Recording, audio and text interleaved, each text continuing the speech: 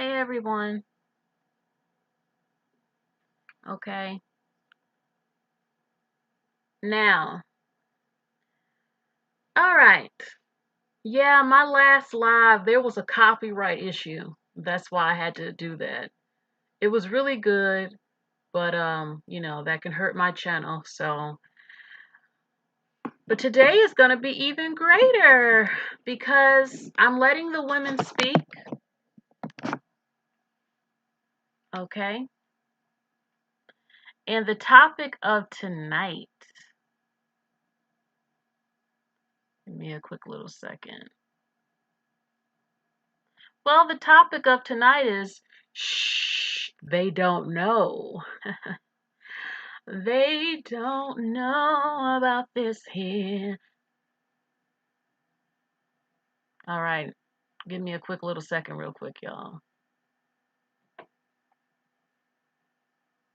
Let me make this a little smaller. I have some questions as usual, so I'm going to put these questions up first. So, in the divestment circle, I mean, you can call it divestment, you can call it something else, whatever you want to call it. Black women who don't mule. Black women who don't go with the BS. Black women with sense that question things and don't go along with the crowd and can think for themselves and doesn't ignore the abuse in the so-called community. So let me shout some of you out while more come on in. Doodle, Caramel Baby, Dulce Vita, Christy, Afri, 3290, Mayor Lovely, Rob, Nubia Blake, Desiree. I was inspired to do this video because the truth is that we're a minority. You can call us carefree, divested, and being divested doesn't mean that you are always a swirler.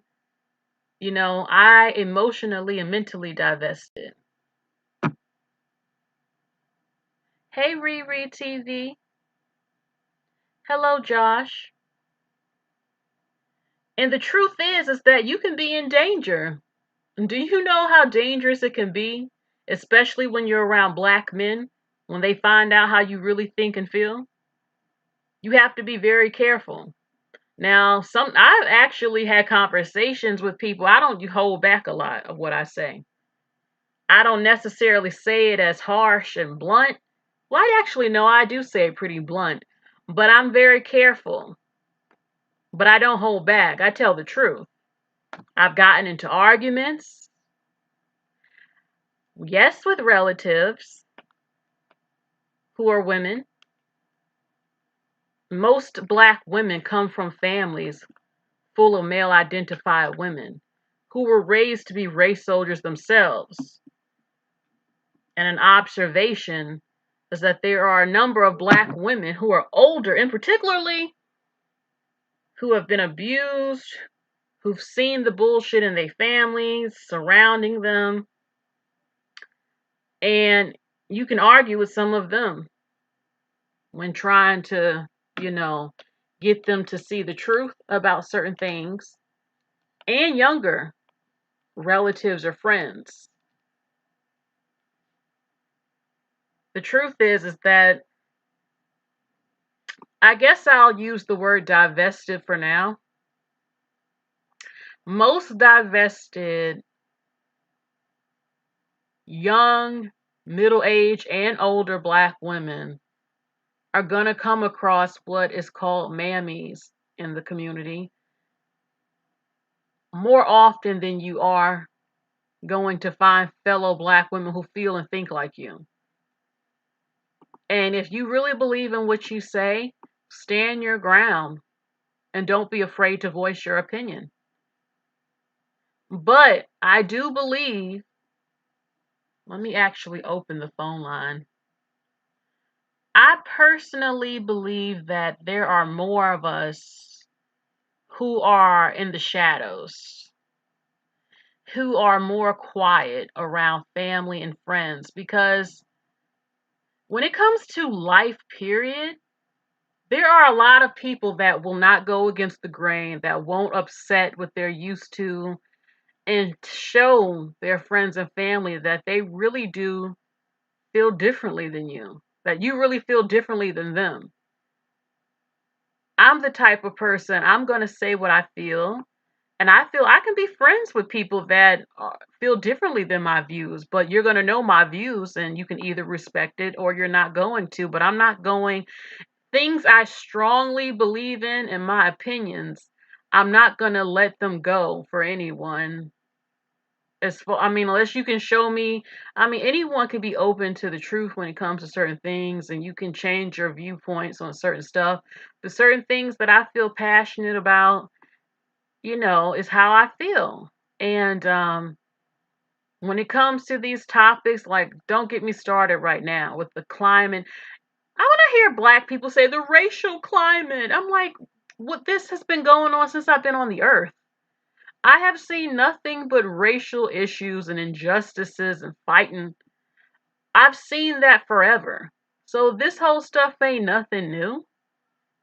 It's like it's every damn year. And then black people get upset. They do some marching and stuff. Am I happy to see progress as far as people taking things more serious? Yeah, that's a great thing. But when you're a black woman and you say things totally opposite than the sheeple of black people, they're not going to like you, even if you're right. They won't confess that you're right because they don't want to see the truth.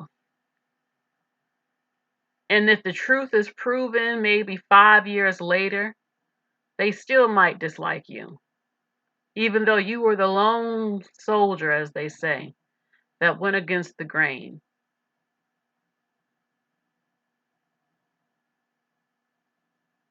Many of you in the chat are saying to move in stealth.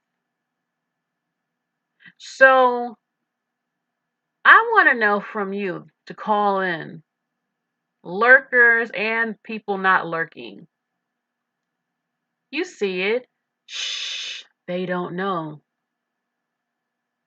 Tell me, do your own friends and family, do they know that you've really let go / divested? You know, these things happening in the news just don't move you anymore. You don't care. You don't care to march. You want men to be men. You don't blame everybody for the so-called black community's problems, that you hold men and even women accountable for certain things, that you don't blame slavery for everything, that you actually have no problem saying in front of a black person, actually, they was selling slaves off too. Could you say that in front of black people with no fear? Something like that? Because I can, and I have. Just telling the truth. I want to know, how many mammies do you even encounter on the regular? Even within your friends and family. There are black women who have friends who are mammies, but they don't know how they really feel because they're scared to tell them. And then some of you who have divested, I want to know, what have you shown your friends and families? Like, what kind of signs, what kind of things have you been doing as to where they're starting to see that you've changed? That you're not with all the bullshit? What are things that you've done that they've take notice to and they're like, oh my God, hold on. What you mean you ain't, what you mean you not marching? Hold on. What you mean you're not marching? What you mean, the officer might have had a reason to, I'm not talking about the recent thing, okay? I haven't been watching the news. I'm just giving an example, okay? What do you mean? What you mean black women need to start opening their options up and stop getting pregnant. We gonna die off. What you mean we got to get pregnant? It don't matter how it happened, damn it, just do it. It's all right if you're broken, poor, and struggling. You got black babies. It's important. What do you mean you ain't, huh? Like what?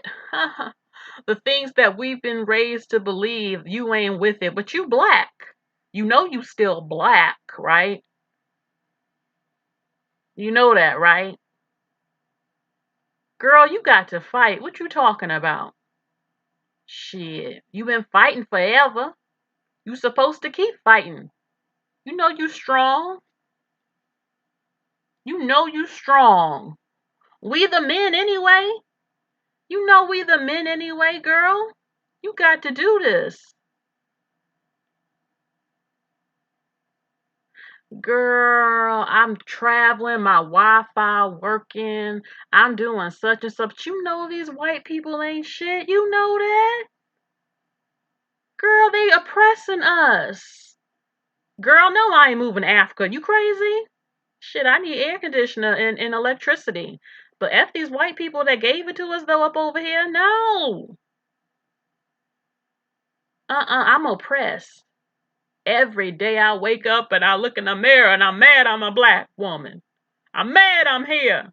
Hell no, I ain't leaving. For what? I got to fight.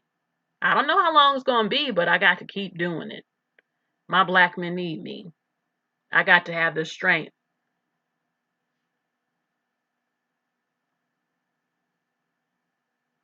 You know, I'm just joking, but it is truth to what I'm saying. All right, so what I'm gonna do, I'm gonna put on some music really quick. I'm gonna give it 4 more minutes for more to come up in here. I want you to look at these questions and get ready when you call in.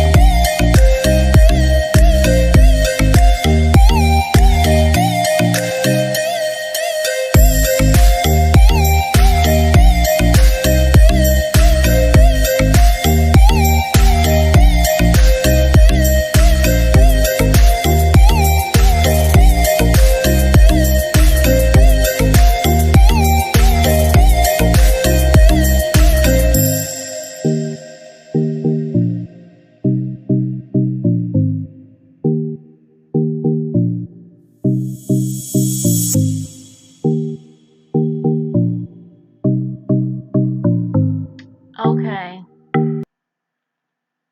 I know 4 minutes isn't over, but I had to address sunrise. Are you divested if you're still having these conversations? I use the word divested because it's used in this circle. Like I said before, I don't really care what it's called, you know. But these are conversations that have to be had because the truth is that, like I said, most black women who talk about certain things we talk about are a minority. You have many new channels coming out because many more are waking up. I am fully aware of this, which is why we do the videos we do to reach black young girls, teenagers, young adult women, middle-aged women, and elderly black women. I don't care if they're elderly, there's still hope for them. Because that's somebody's great grandma or grandma. that can also influence her family.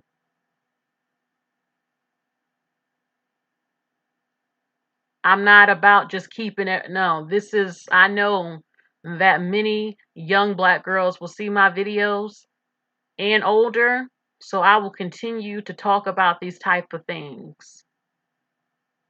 So,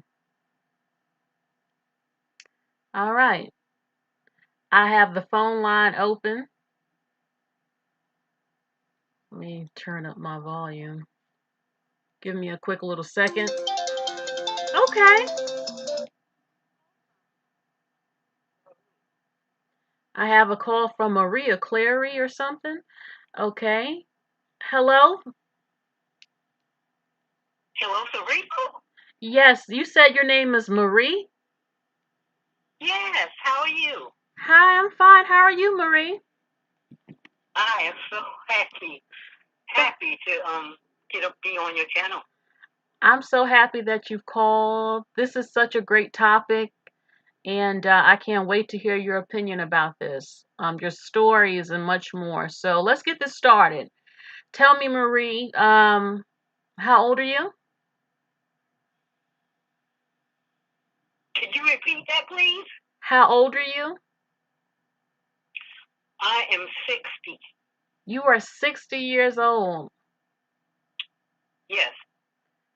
Like I said before, I love talking to the older black women because I tend to find them to be the hardest ones because the being brainwashed heavily has started from a long time ago. So I want to know, were you ever a race soldier?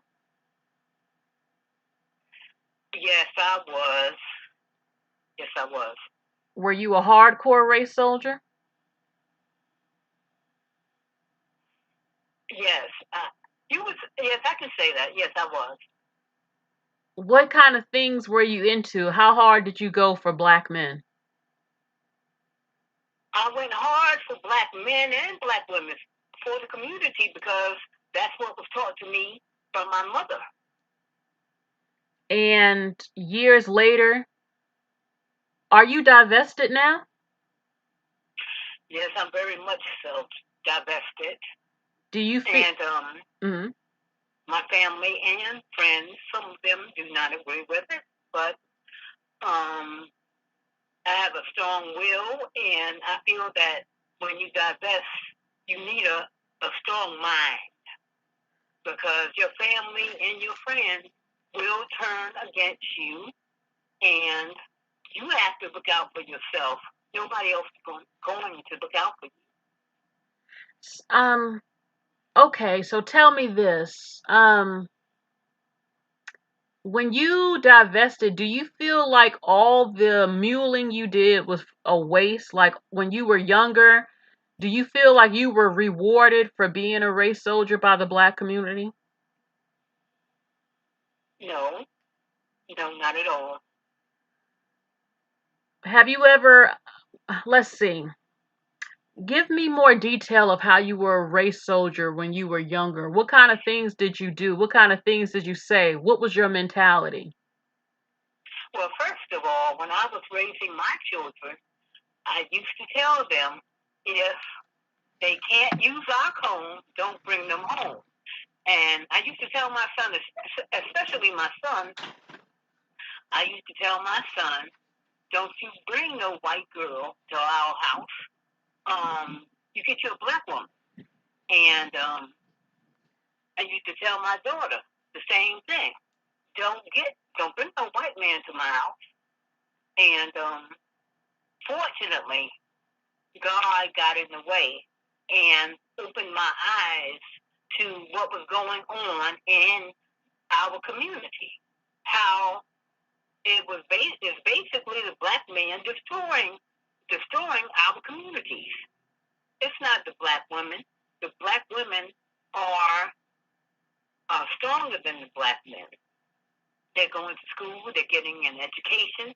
The only thing is that they need to open up their minds to date other races of men. Because our black men, they're just running around in circles. Okay. So I'm curious, are you in a relationship right now? Are you married? Anything like that? Yes, I am. I'm married to a white man. Ha! So you told your children if they can't use the comb, don't bring them home. But Yes, now because you're with a white man.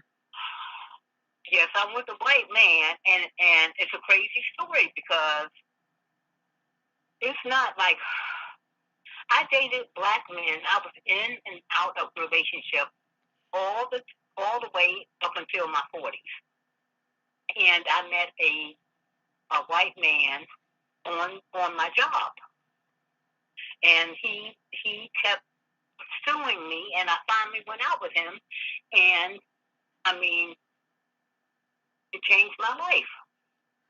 I figured, I mean, I have dated all these black men in my life, and it hasn't gotten me anywhere. So what do I have to lose? Let me just take a chance and go out with him one time.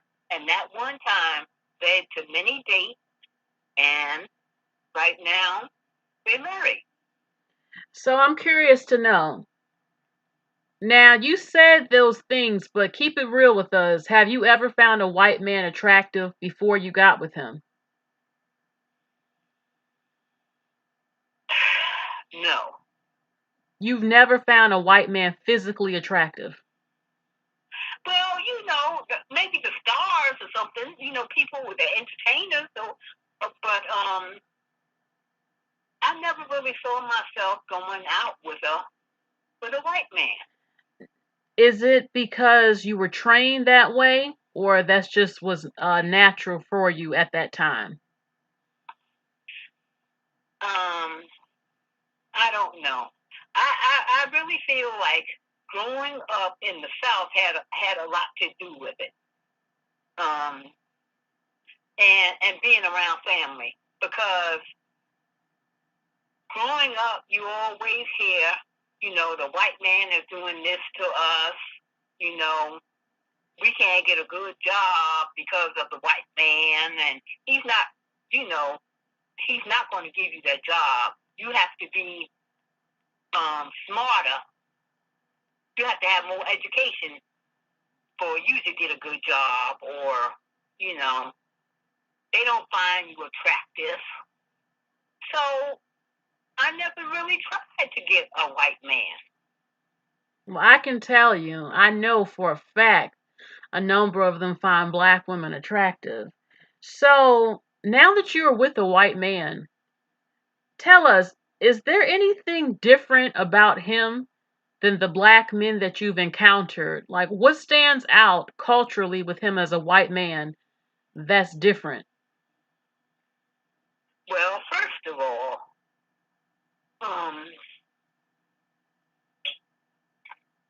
within the first 6 months of us dating, he proposed. He proposed in Um, 6 months? he proposed in 6 months, but I said no. I wasn't ready. Okay. And I say maybe 2 years, 2 years later, I wanted to get married, but he wasn't ready. Okay. Now I'm curious to know So when you dated black men, how long did it take them to propose, or did any of them ever propose? no, none of them proposed. None of them proposed. Even my no, none of them proposed. Even my children's dad. I was with him for a while, and he never proposed. Wow, but the white man proposed in 6 months. Yes. Okay. How does your family feel about it? Are they racist? Because yes, black people can be prejudiced or racist, whatever you want to say. Oh yeah. Oh yes, they are racist. Yes, they are racist. Whenever we around the family, they seem to always want to bring up disparaging comments and bring something up to compare his white family to our family, which my family is very dysfunctional, and I did not realize that until I got away from them. Okay. A lot of dysfunction. When you live in dysfunction, you think it's normal, but I mean, when I remove myself out of that dysfunction, it's like I could see clearly. Okay. Tell me this. Now, you're saying your family, you have racist family members. How many of the black men in your family, do any of them have women or children with women who are not black?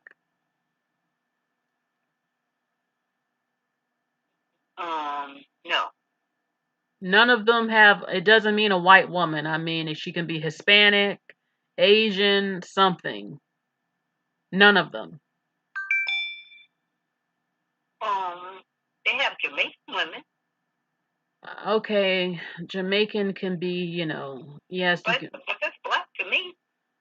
Okay. All right. But the men in my family are basically bums. Okay. Tell me about it. How many? They're not about anything. A number of them. How long has this been going on in your family? You are 60 years old. How long have you been seeing this? I'm 60 years old, and this has been going on for generations. I remember when I was young, I used to have cousins come and visit, and they never had jobs. They would come and stay with my family for a while, and my mother used to take care of them. And they weren't married. And my brother, he was a bum for a little while, and then he got his stuff together. Then I have nephews who are bums. They don't work. Okay. So they live with their mothers, and their mothers take care of them. And when I tell my sister to put them out, she won't put them out, but she'll put her daughters out, but she won't put them out, though. She's harder on her daughters than she is with her sons. I have heard that is an ongoing thing with black women, and I'm trying to understand what that is about, especially with us being women ourselves.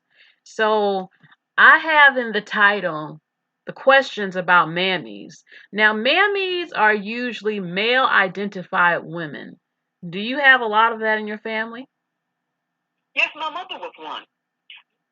Yes, I have that. Where do you think this? I mean, they defend their sons till death, but I mean, I think that's in a lot of families, though, from what I see. So it's like the sons can't do no wrong, even if they beat women. Yeah, they're still going to defend it. Have you ever been beaten before? Not really, no. Okay. And all right, so you said earlier that the black men are destroying the communities. I don't run across that many older black women that will dare confess that or say that. How do you see that they are?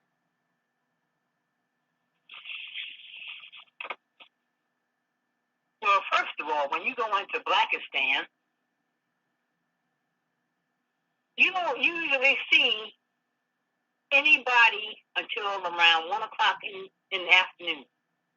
That's when you will see the black men get up and come outside, just stand around in front of the building. They congregate in front of the building so that when you walk by, they can harass you, and they're always trying to come on to you, trying to get your number, or I'm older. What am I going to do with some young buck? I mean, standing on the corner, slinging dope. I mean, what am I going to do with him? Why would I even want to be bothered with this silliness? So, I mean, mhm. They even harass the older women. You can tell when one just got out of jail because he's a new face to the community, and then he's trying to come on to you because, first of all, he's probably living with some of his family, and he's trying to put them on to you, trying to get somebody to take care of him. Do you think, I'm going to ask you an honest question. Do you feel like most black mothers who are older have failed their sons? Yes, because I feel that just because most of us raise our children by ourselves, but it's a difference in how you have to raise a boy. When he gets to a certain age, if he's not getting a job or going into the army, you have to put him out. He cannot live with you. He has to find his own way. You have to be hard on him, because if you don't, it's not going to work. He can, you can put him in private school. He'll get a good education, or you know what I'm saying? Okay. So you can send him to school, and he can get a good education. But then, when he comes into the environment and he sees other black men and black boys standing in front of a building or congregating in the hallway, that molds him. The environment molds him. That's why it's important for black women to get an education and move out of Blackistan and show their boys that they can, and show their boys that another way of life is out here, rather than selling drugs. okay. Hold on really quick. Thank you, Alexis. All right, so tell me, what ways do you see black women strengthening the black community? What do you see them doing that you feel the black guys aren't doing?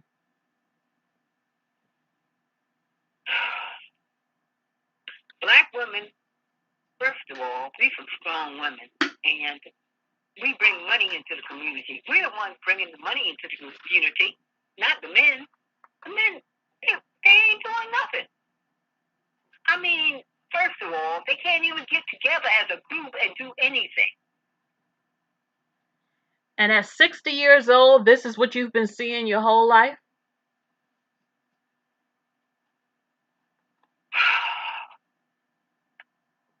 I've seen, when I was younger, I saw where the black community had more businesses run by men. But now, nothing is there run by, everything that's there is run by women. The hair salon, they have little stores in the community run by women, the restaurant, and even the black men with money. What are they doing? The black men that have money, Kevin Samuels is on there on YouTube talking about the women. How come he doesn't have something for the men? A school for the men, teaching the men how to be men. This has been asked so many times online. Instead, they they make money dissing and coming for black women constantly. It's ridiculous. I know. They keep talking about our looks. I just don't know. I feel like men want to be women now. Oh yes, there's a growing number. They're wearing the heels now and everything. Well, God bless them. So you divested, you're 60 years old, you have a white husband, you used to be racist. God changed your heart. And would you tell younger black girls to swirl like you? Definitely. I think the white man has more to offer than the black man.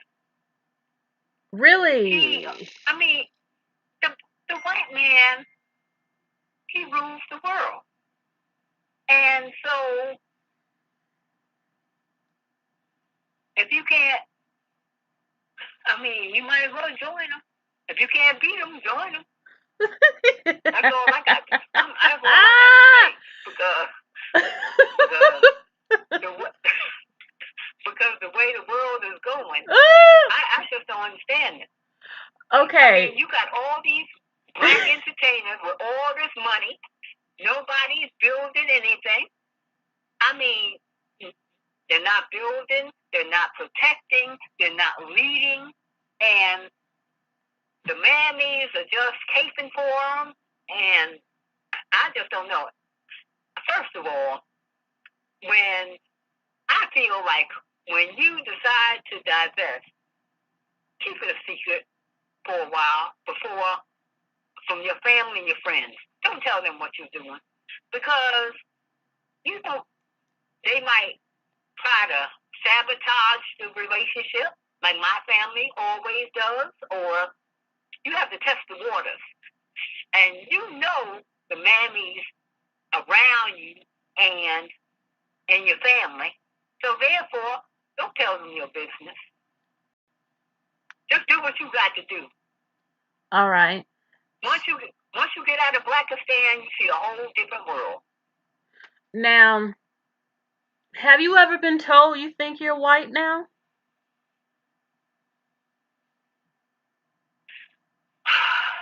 I think everybody that does this has heard that at one time or another.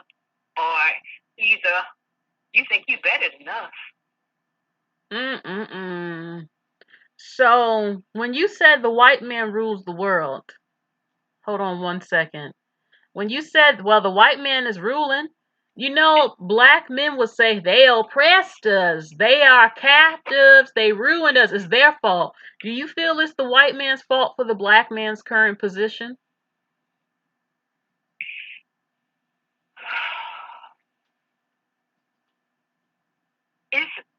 Everything is not the white man's fault. As a people, we have free will. And all of us need an education. I think that is what is keeping us back, an education. And black women right now, we're the most educated women in the world. Now hold on, excuse me, but someone in the chat just said it's not true. White men don't rule the world. What you have to say about that? They saying it's not true. Okay, so who rules it then? Who do they feel rules the world? Because the white man here in America, he rules everything. We are under his dominion. And I see some YouTubers talking about overtaking. I want to know what the hell they're going to overtake. Because the military is run by the government. There's no such thing as overtaking. I mean, what do the black people really want? We don't have one leader that can speak for us, which is what we need. Everybody has somebody at the table. Who do we have? We don't have anybody but a rapper speaking for us. Somebody we don't need that. We need somebody with good sense and education who is knowledgeable about our needs. And what do we really want? Do we want to be a separate part of America? Do we want our own state in America? What is it that we want? What is it that we out there in these streets fighting for? These mammies. That's what I want to know. Why are we out there fighting for these men that when the cops stop them or pull up behind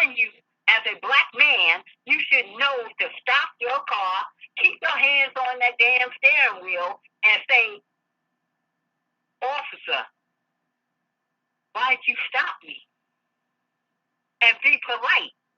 And not trying to berate the cops or talk back to them or be aggressive or ride to the gas station. You know what I'm saying? Mm-mm-mm. How many of us have to get killed before you learn? I mean, are you stupid? Hey, now some of them might say you trying to blame the black man for getting shot.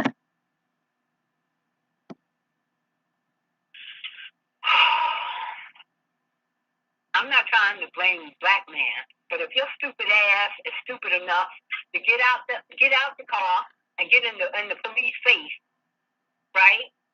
But I mean, what do they want? Okay. They talking about defunding the police. We need the police in Blackistan. Thank you. You don't see any white men in Blackistan raping us. Hell no. Or going around shooting up the community, shooting in the houses and stuff. It's the black man. You don't see black women doing it. Now listen. I mean, we need to be accountable. Wake up, black people. I mean, what is wrong with? What's wrong? Oh my God. Yes. Now. Why can't we see? They delusional. Thank you. Now, B in the chat said this. If white men rule the world, then the majority of poor people on food stamps and subsidized housing in America would not be white. This person is clearly delusional. Do you have anything you want to say to them? Okay. The system was made for the white people. It's true. It was made for the white people. And thank God that it's there for us. But you cannot expect to stay on welfare all your life. You have to use it for a tool to elevate yourself. And we all know that education elevates you. Now, you got educated mammies, and you have delusional educated people. Education is not for everybody, but still, education is a tool that can be used for you to get a better job, a better paying job, other than Wendy's, McDonald's, Popeyes. Now, I'm not saying that those are bad jobs, but that's all you can get. But I'm saying for those of us that have an education, we know that it is a tool for elevation and to get us out of poverty. But some people stay on welfare forever. In Blackistan, we have a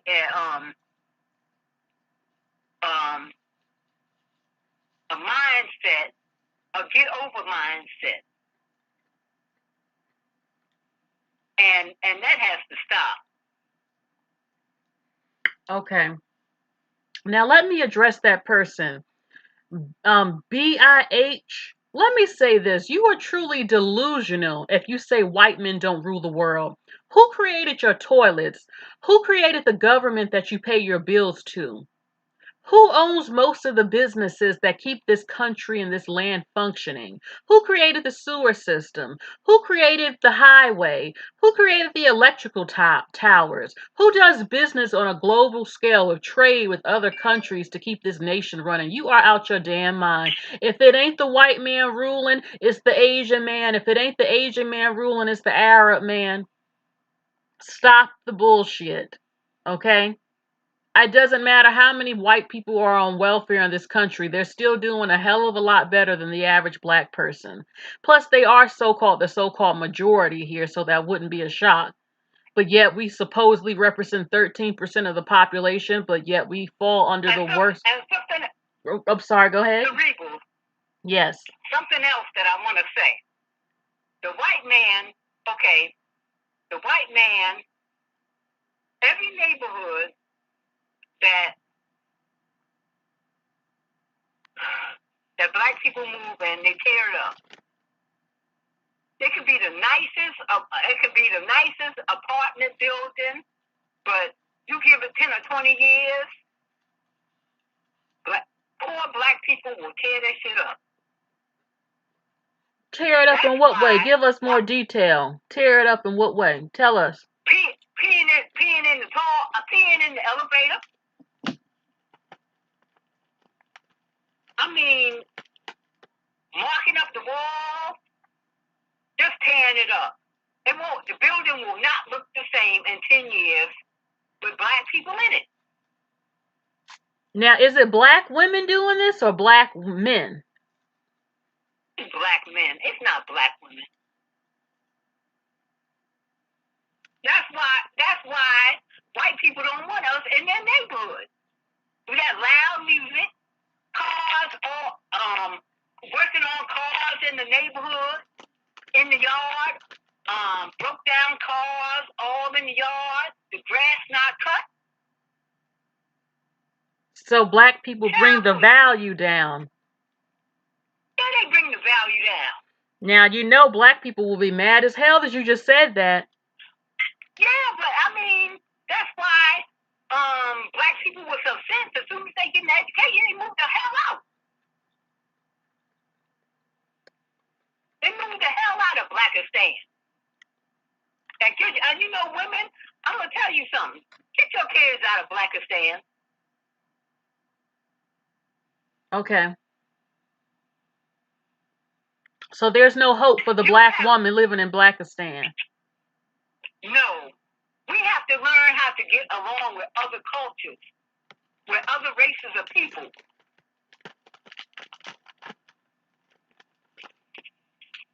And black people always be talking about going back to Africa. Africa is a slum, basically.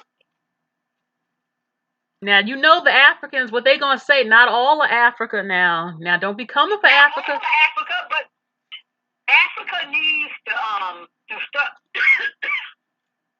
They need to have one language in Africa so that they can understand one another, first of all. And then maybe they can start working together to build it up. Every leader that's been in Africa will steal the money. That's why the Chinese is in there taking over. And then you got these women on YouTube talking about going to Africa to find a man. Because they ain't got no damn money.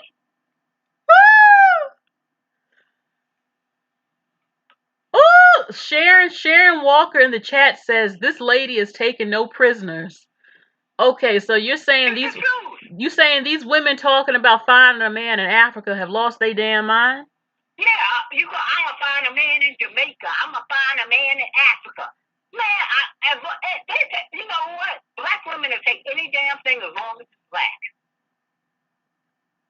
Well, they keeping the black race alive, is what they saying. We gotta make black babies. It don't matter if they broke and ain't doing shit. Man, please. Yeah. You can get a man out of prison. Girl, please. You know, when I was working, you know how many women, right, had collect calls coming on the job from men in prison?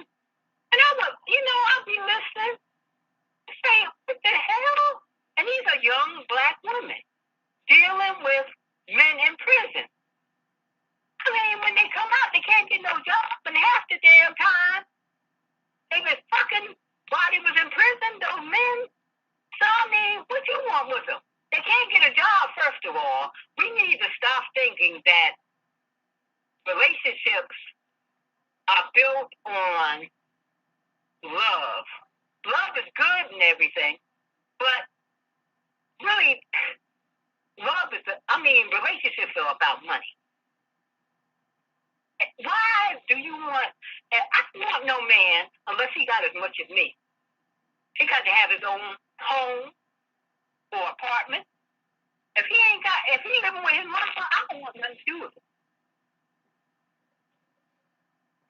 What's the one with somebody that doesn't have a car? Now, I gotta go pick him up. when you did date black men, did you ever do those? Did you take care of them and help them in any kind of way? Yes. But it wasn't until I got older that I got good sense. When you're a young woman, you don't know. Especially if you living in a dysfunctional home and you see all the women taking care of men, you think that's normal. You don't know that that's not normal.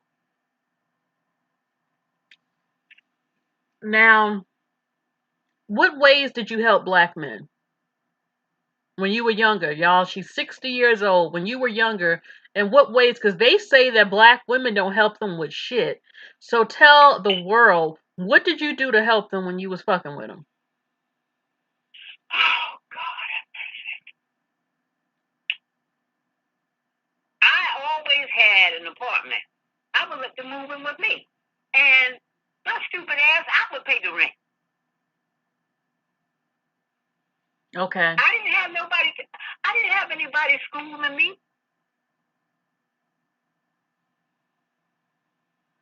Listen, Damon says all black people need therapy, need to heal. Oh my God. This is therapy, shows like mine. This is the best fucking therapy you ever gonna get on my show. Because these are real life people. Wait a minute. First of all, ask Damon why he listened to a woman's show. He heard you. He might answer in this chat.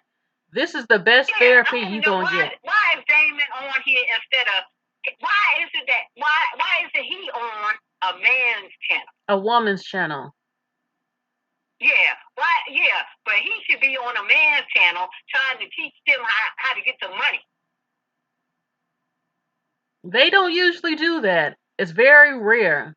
Instead, they criticize, black women 24 hours a day. So, what other kind of ways did you help them besides letting them live in your apartment? You ever wrote a resume for one?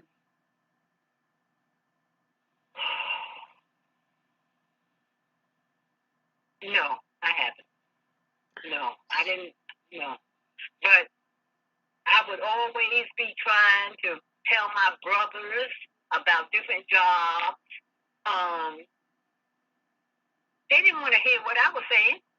They wanted to be out in the street selling drugs. Okay. They thought that, working was a white man's way. They could get more money selling drugs than getting a regular 9 to 5. So all the women in my family worked while the men were out there, hustling and buying T-shirts and getting them designed and stuff, or trying to start their own business, which never worked. Okay. The women in my family are mutes. Do you think, this is one of the questions, when it comes to mammies, do you think you can really help them? I have tried to help so many in my family, but they never want to listen to anything I have to say. Never. And they really separate themselves from me because I try to talk to them, but they always say, I don't know what I'm talking about. Or when I try to give them some information, they don't believe in statistics. Where did you get that from? Did you get that from YouTube? Where did you get that from? What paper did you see that in? When I tried to tell some of my friends about the Goldman Sachs deal helping the black women, they told me, they said, I have to look into that because, that sounds shady to me. Why they want to give us some money? Even though, it's weird to me because the white man has always been looking out for black women in this country. Black women would be living in filth and shit if it wasn't for white men. They wouldn't even have a toilet, literally. They literally wouldn't have a toilet. If it wasn't for the white man, the U.S. would look like Africa.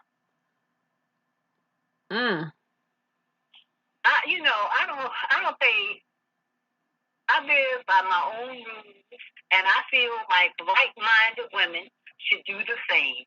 I mean, stop listening to your friends and family and do what you got to do, because nobody is going to take care of you or treat you right unless you divest.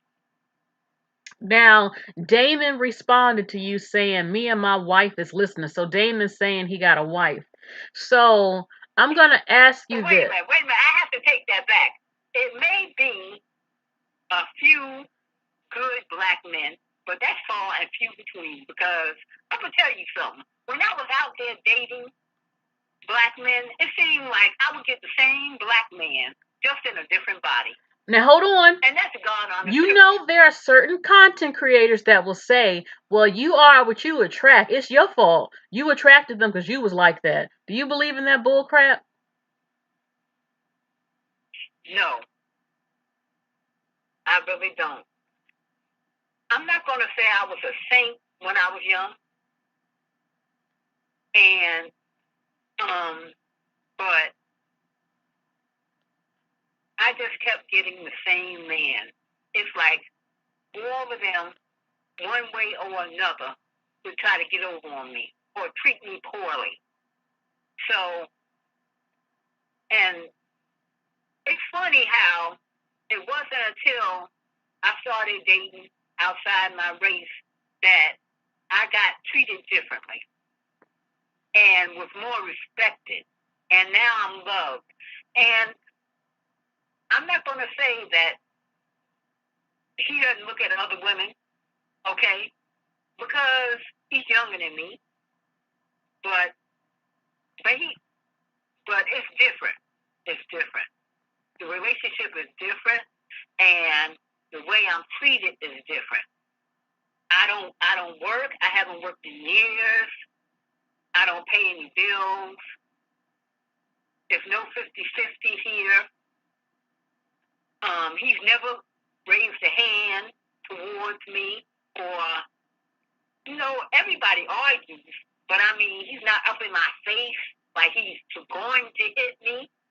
It's different.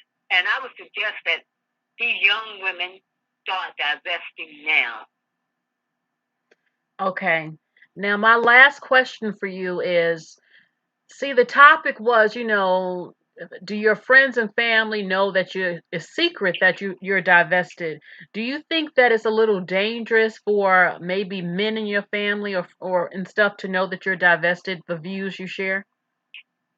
Well, I'm gonna tell you something.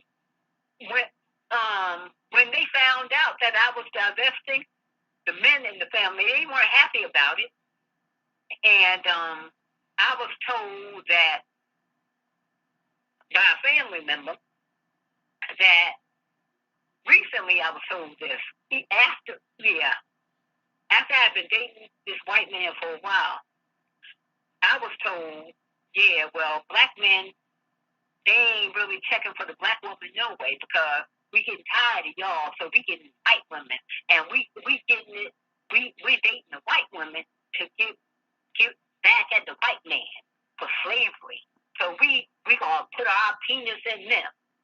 Now I've heard. Oh, go ahead.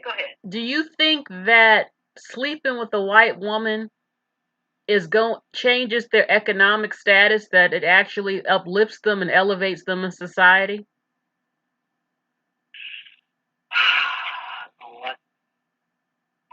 No, it does not elevate them in society, because the white women, I really don't understand what has happened to make these white women want these no good black men. It's the same black man that we're getting. They don't have any money. They don't have anything but black peen, and sometimes that ain't even that great.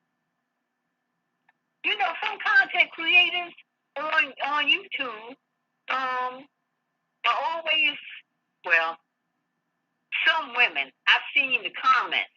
They say they can't be with no white man because of the pink peen.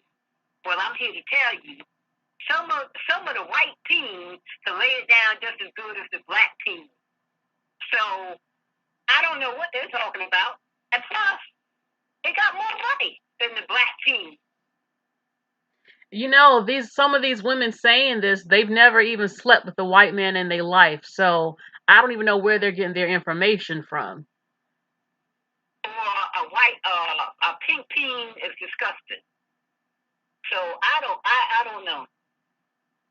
They've never been with a white man. I had never been with a white man. It took some getting used to, but I mean, it's no difference. It's much better. Okay. It's a better relationship. It's better dynamics. Because when I was working, he was at my level. He was working also. He had a better job than me, and the money is more. I don't have to worry about anything. Now look, you know what they gonna say? They gonna say, "Oh, she keep talking about money. Is that all you care about is money? Why it gotta be about money? You want to you know that's what they gonna say. So do you have anything you want to say about that? Is it important, money and all that stuff? Money is important. I mean, where I live, you need money to live there. I mean, I'm not living in the hood. And it takes money to live here. And I mean, life is about money. So everybody wants money. And why should a black woman settle? Okay. They want us to be feminine, don't they? Mm-hmm. Black women, listen, y'all need to fix yourself up and stop going to these job interviews looking any kind of way. Put on some makeup. Do not wear jeggings or leggings or anything tight. Get you a pair of slacks and a nice blouse and go to the job interview. I mean, speak well and don't lie on your application. If you have a prior history of drug abuse, don't even apply because they will be drug testing you. We need black women. We're doing our thing. 2021 is our time, and we're moving forward and leaving these nakers alone. Lord, a 60-year-old black woman just said nakers on my channel. Oh my goodness. So, Marie, I thank you so much for your call. The phone line is open. I'm ready for the next call because she got it lit. You got it lit up on here. So thank you, Marie. Make sure that you are subscribed, and I want you to call back, okay? Yes, I will. All right. Bye, Cerebral. Bye, baby. Bye. Oh. Oh, I know I'm the baby, being that she's 60, but she's still the baby. Thank you. Thank you, Rob, for the Cash App. And I had more. I'm trying to see. Poseidon MGTOW, thank you for the Cash App. Didn't Marie? She had it popping up on here.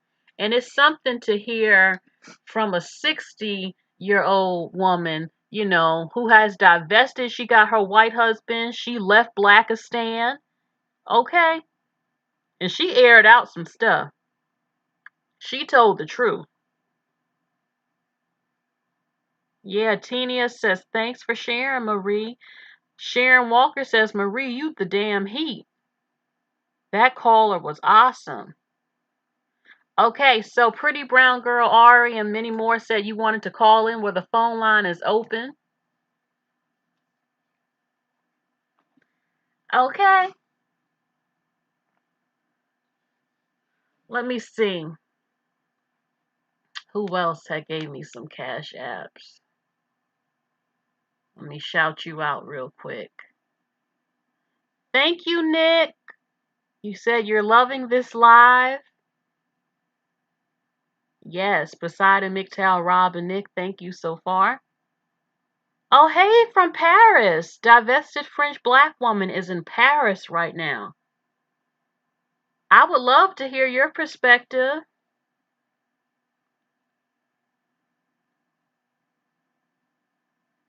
All right. So Marie said so many things, you know. Okay. I'm looking. Phil James is in here. Okay. Now she called out that nothing is stopping the black man from, working together, the black women. Unfortunately, some of them are dating these guys out of jail, and she's trying to tell them to leave, divest, divest, divest. It is for the best, period. Okay. And that, yeah, she used to, tell her kids if you can't use the comb, don't bring them home. But God changed Marie's heart. And now, you see how what happens? Now she has a white man. See? Hello? Hello? Hello, how you doing? Hi from Michigan. Hi. How are you? I'm doing well. I called before. I knew you wouldn't recognize the number because I'm not in Michigan. Just the number. Oh, okay. Yeah. Any Sunrise, anybody can call in. People from Africa have called in and England have called in. Anybody from any country can call in. Okay, so yeah, that's a great thing. I'm going to answer your question. Okay. When I started my divesting journey, I did not let anyone know. Now, how old are you? Private. I'm 45. My husband is 55. And how old were you when you divested? I started divesting when I was 33. Oh, okay. And okay. And you kept that secret. First of all, what is divestment to you?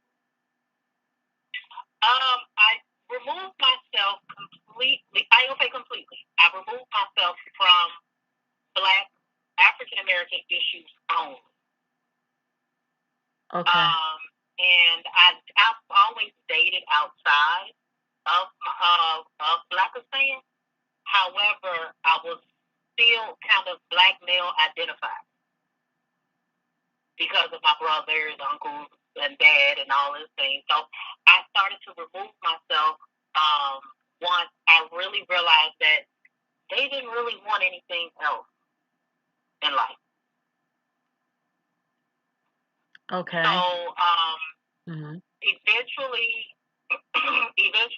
I kept it secret because you really can't date. It's okay for the black men to date white women in the family, but it's not okay for the black woman to date white men or anybody outside the race.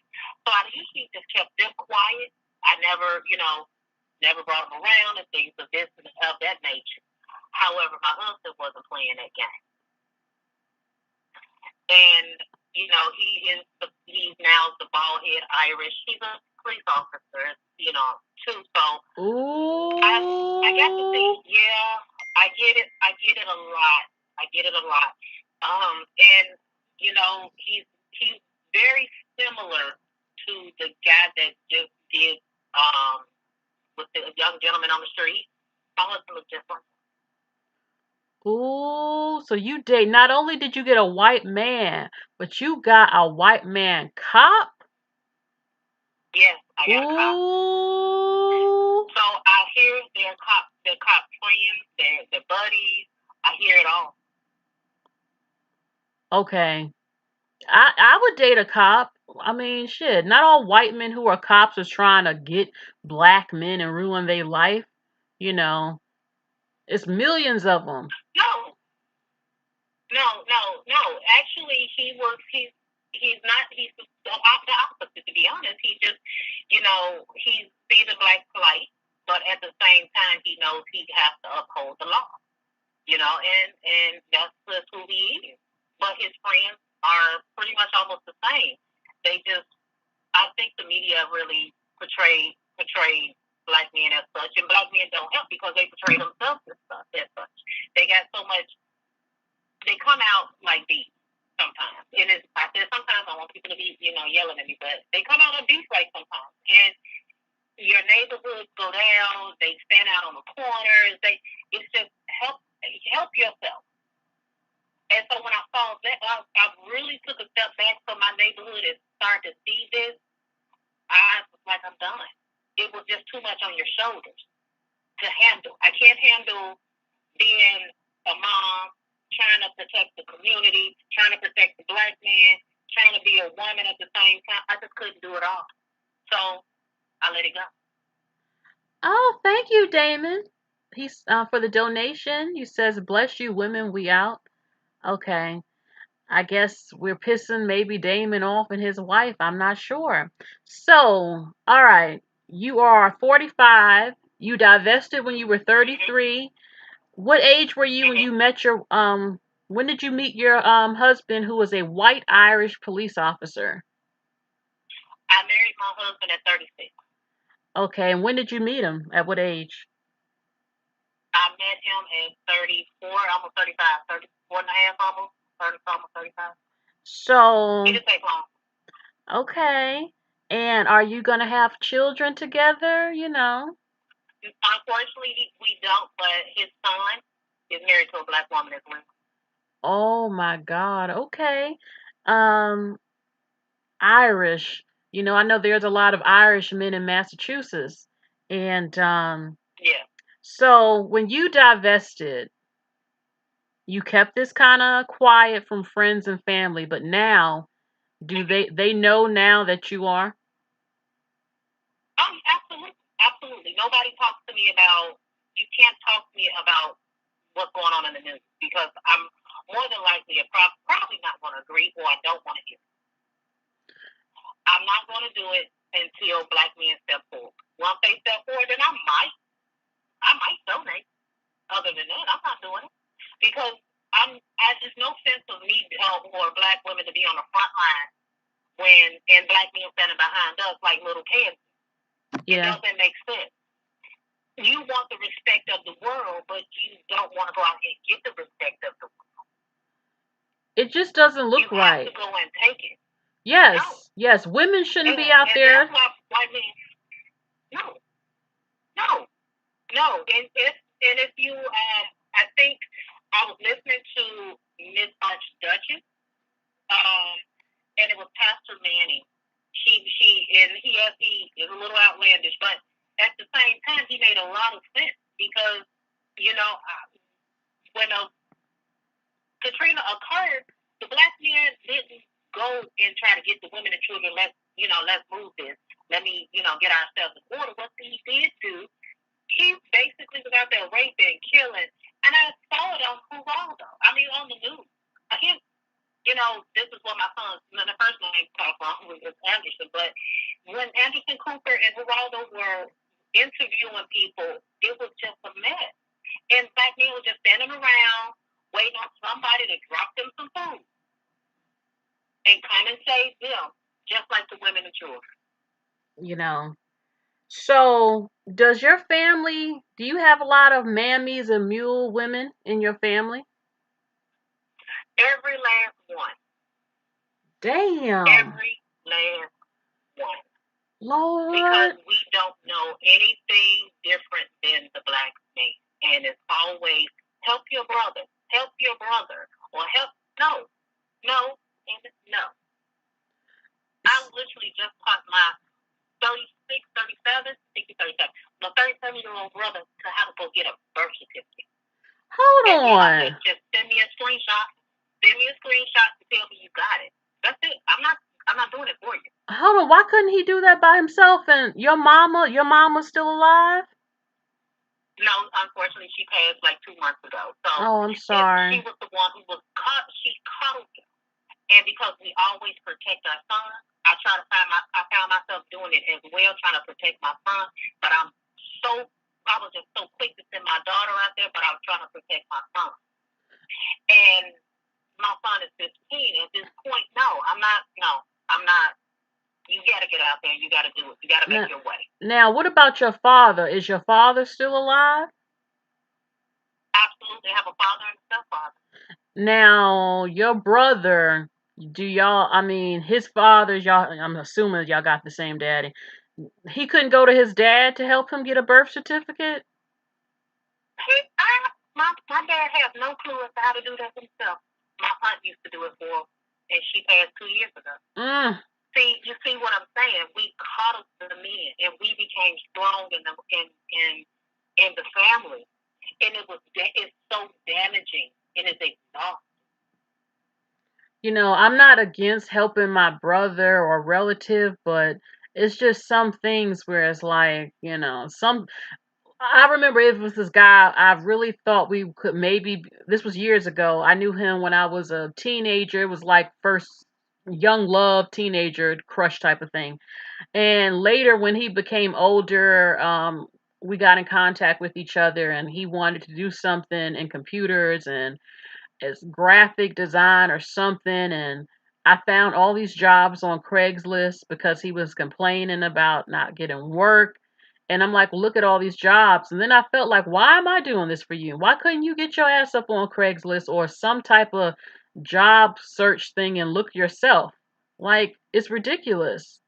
It is ridiculous. You know, do you think that a lot of black guys are lazy? They are. They are. They are.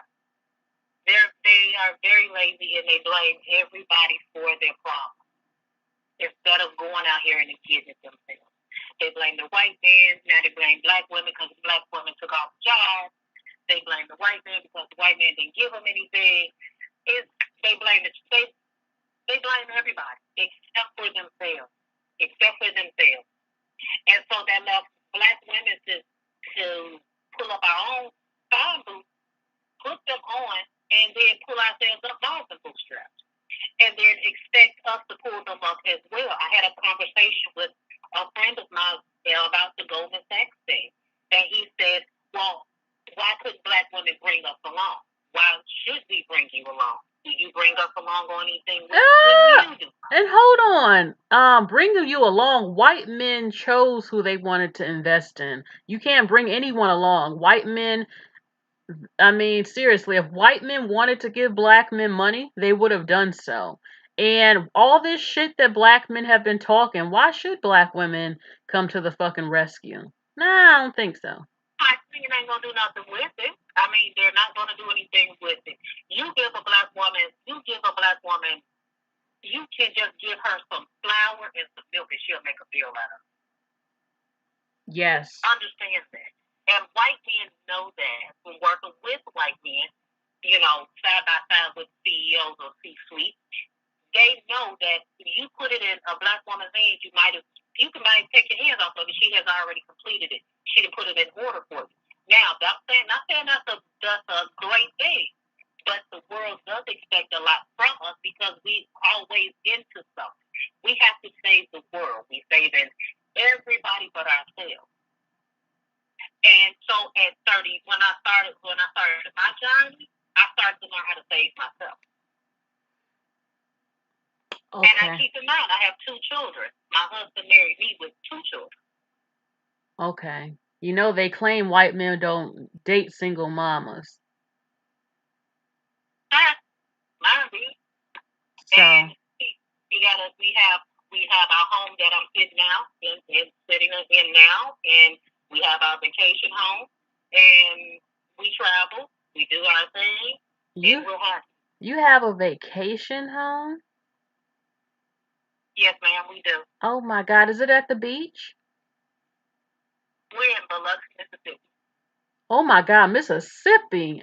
Lord, whenever Biloxi, it's right there, Wow. So being that you're in Mississippi, I'm not going to lie. I used to always say, I'm not going to Mississippi. When I think of Mississippi, I think of the Ku Klux Klan walking around. I know it's ridiculous, but being in Mississippi, that's more of the deep South, considered more of the deeper South. Do you have any problems having a white man in that area? Like people hating on you? Actually, I do. I don't. And that's what was my problem before. But I'll give you a little history. Before I met my son's father, I actually was dating. I had moved to Memphis and dated a man in Memphis, and he was white. The problem with that was I was immature because when I came to their house, honestly, the house was like a plantation home. They had old money. I didn't expect them, and so I instantly the blackness just and the slavery and all that came into play. That man wanted to marry me then. He was my friend, but because I was still stuck in Blackistan, I didn't do it then. So okay. I had to learn how to understand racism a little bit more. Not everybody's racist. Everybody has bias. Black folks have bias. So I had to understand the difference between the two. That family didn't do anything to me, but because I had an instilled bias, I thought they would have had an instilled bias. No, they accepted me, and because of that, I lost out on that man and ended up with trash with my baby dad. Mm-hmm. Okay.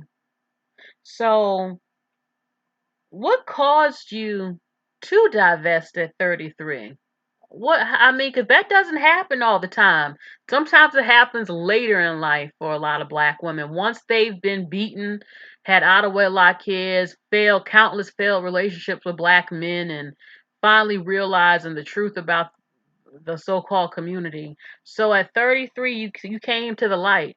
So what caused it? I wanted something better for myself. I really wanted something better for myself.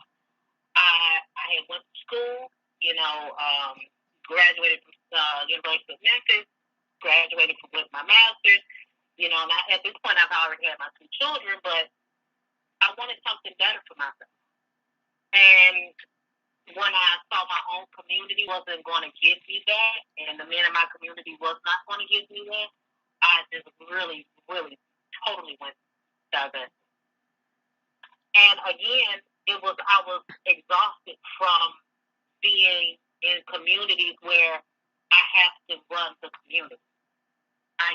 We had to be that nucleus in that community. It was become too much. Now, the expectation was just too high. And then we started looking old, we started gaining weight. I just didn't want that. I wanted to be the mom who went to the mommy and took your kids to the mommy day out type thing and go play tennis in the daytime. That's really what I wanted. let me ask you this. Do you think for the black women who are in Blackistan, who are the soldiers, do you think there's any benefit being a black woman like that? None. I have a relative who is like that, and she's like rah forth, and she's tired, but she thinks she's okay. And I'll be honest, I'm not a black feminist. But a lot of the black feminists think it's okay. This is great. And it's probably great for them. But eventually you get. Okay, and how old is she? Hello? I can't hear anything for some reason. It says the call failed, so what I'll do, I'll call her right back.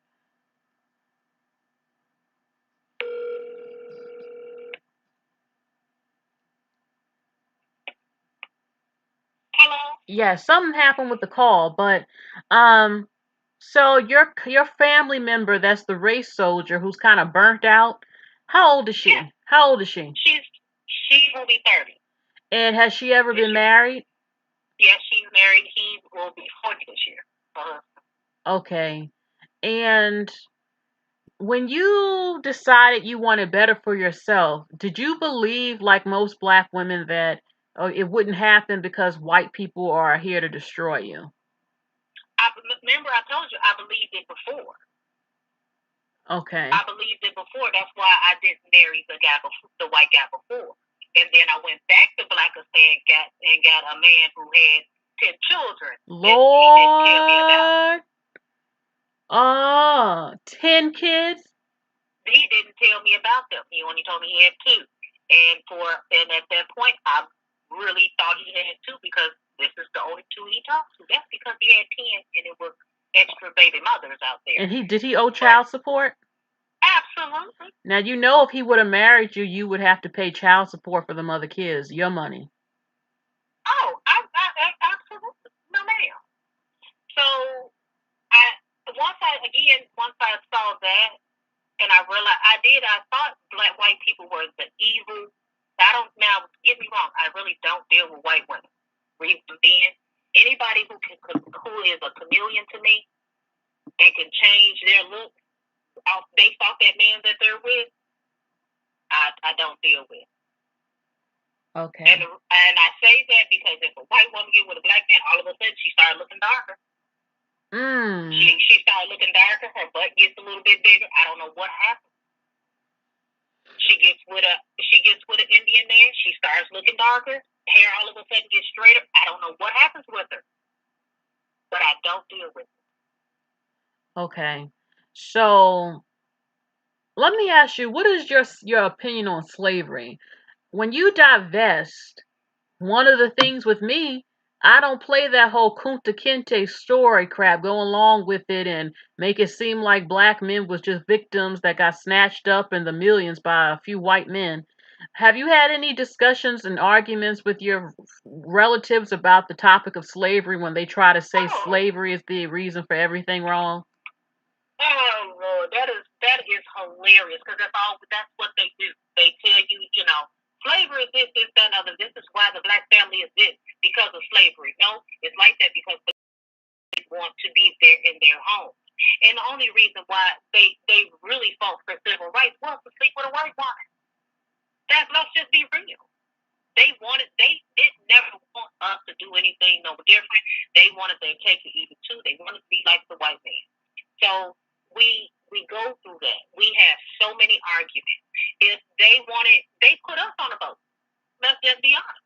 They put us on a boat and sent us over there and sent us to America too. And if black folks with so many kings and queens, I guarantee you some of South Africa and most parts of Africa wouldn't look like that. Yeah. You can't say the white man destroyed all of that. Even when I'm in America, I mean, over 500 years is a long time not to get a knife, a rope, something and fight to the death. That's a long time to let women be enslaved and children for that long.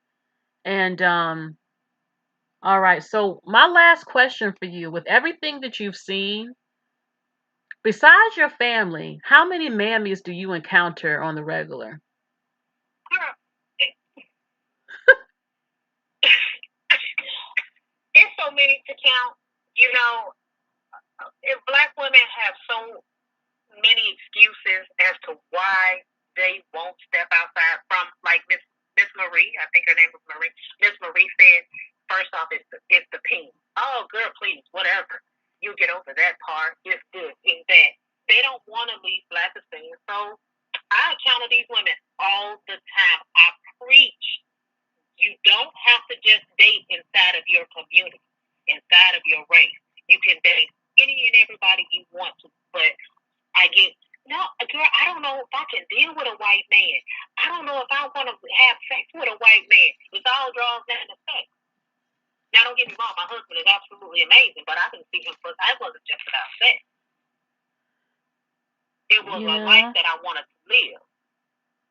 And he provided me with the life I wanted to live. Okay. You know what? I think I'm gonna call it out. I just think a lot of black women, they full of shit. A lot of them have secretly fantasized about a white man that's fine. They can't speak about a penis they ain't ever had. And I don't want to get graphic, but not all black men have one-tone penises. Some of them have pink on it. I mean, seriously. And who cares? It has a job to do. Who gives a crap? It's just an excuse. It's just an excuse. Okay? We want to continue to be there and wait on that black man to come and save us. We want to, so black male identified, and it's all about them. And we keep forgetting about our girls, our our girls get left behind, they get mad, and they, you know, whatever. We're just a mess, and we always the butt of everybody's joke. And I'm sure that you're going to get tired of being a butt of somebody's joke. Thank you. And at some point, you're going to stop and if you stop running behind a black man because you're giving him options and taking away your own options, you bring your options ahead and take that away from him. Watch he straightens up. The only reason why men, a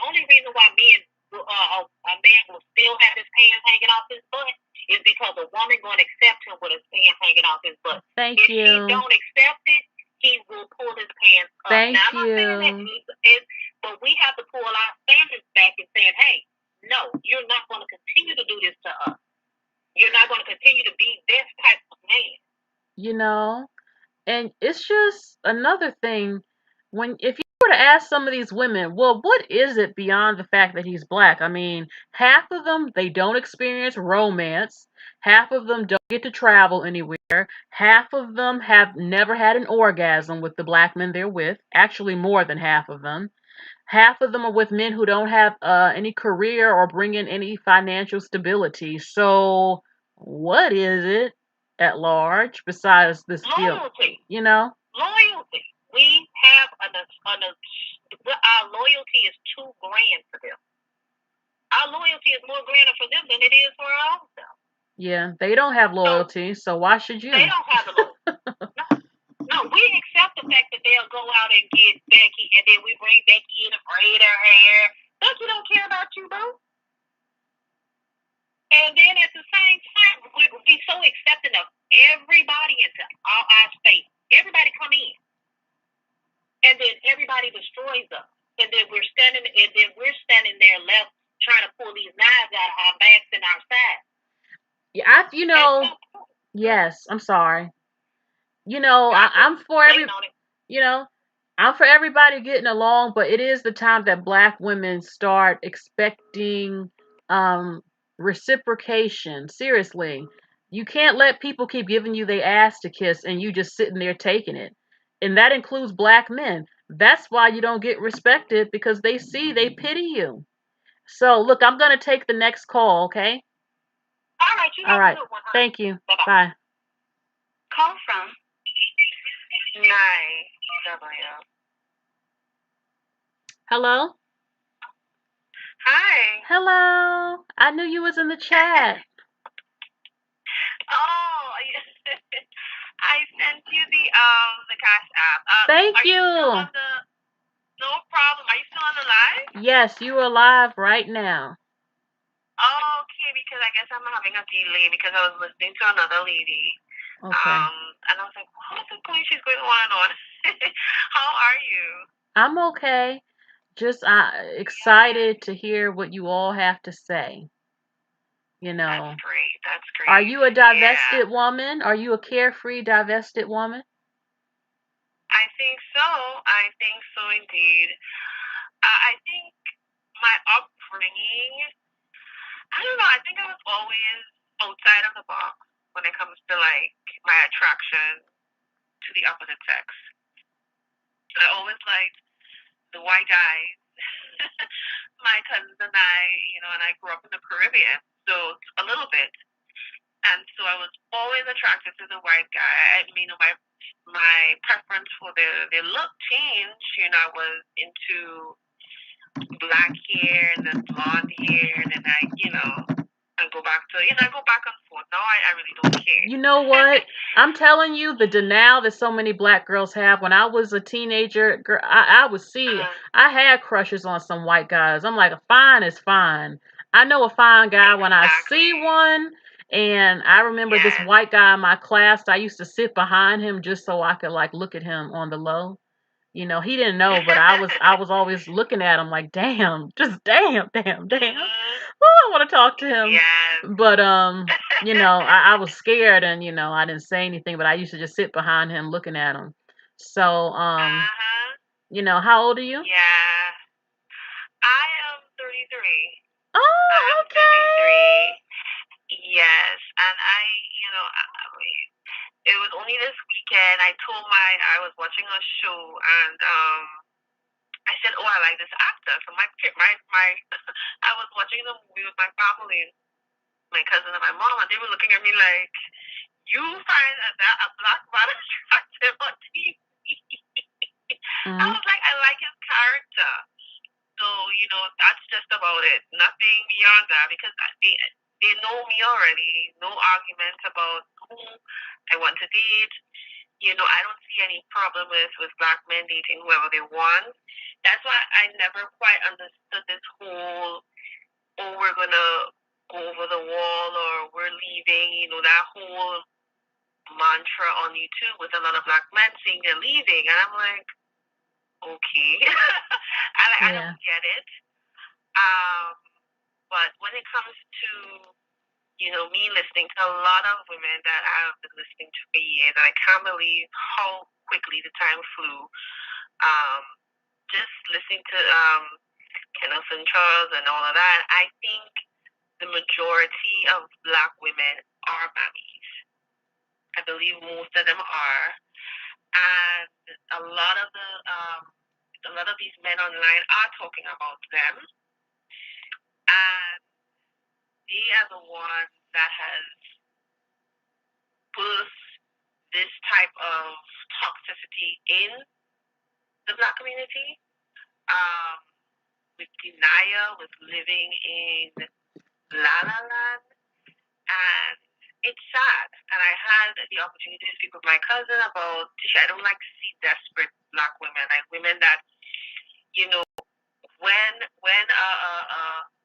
a black woman walk into a space, a store, it could be anything, and a black man sees her there, he knows that he will get her attention. That is like his whole behavior changes. He has this like arrogance about him. But for me, I guess it's because I'm a Leo. When I walk into a space, and I see someone that is a black man, I don't give him any attention. And for some strange reason, they always try to get in my view. So it's a strange. They find some way to get in front of my eyes, and I just look away. And my mom noticed it, and she was like, "Oh, why don't you look at him?" I'm like, because I just don't stare at men. I don't look to see if a guy's attractive. My mom would be on the train or something like that, and she'd be like, "Oh, you don't think that guy is handsome?" I'm like, yeah, so it's not something that I'm not gonna look at him and look at him up and down and be like, "Oh, he's cute," or what. I'm not gonna do that. But I mean, if I think a guy is really fine, I can't help but smile at him anyway if he looks at me. Like, yeah, I'll smile, right. And he should get the hint. Like, it's a look with your eyes and smile.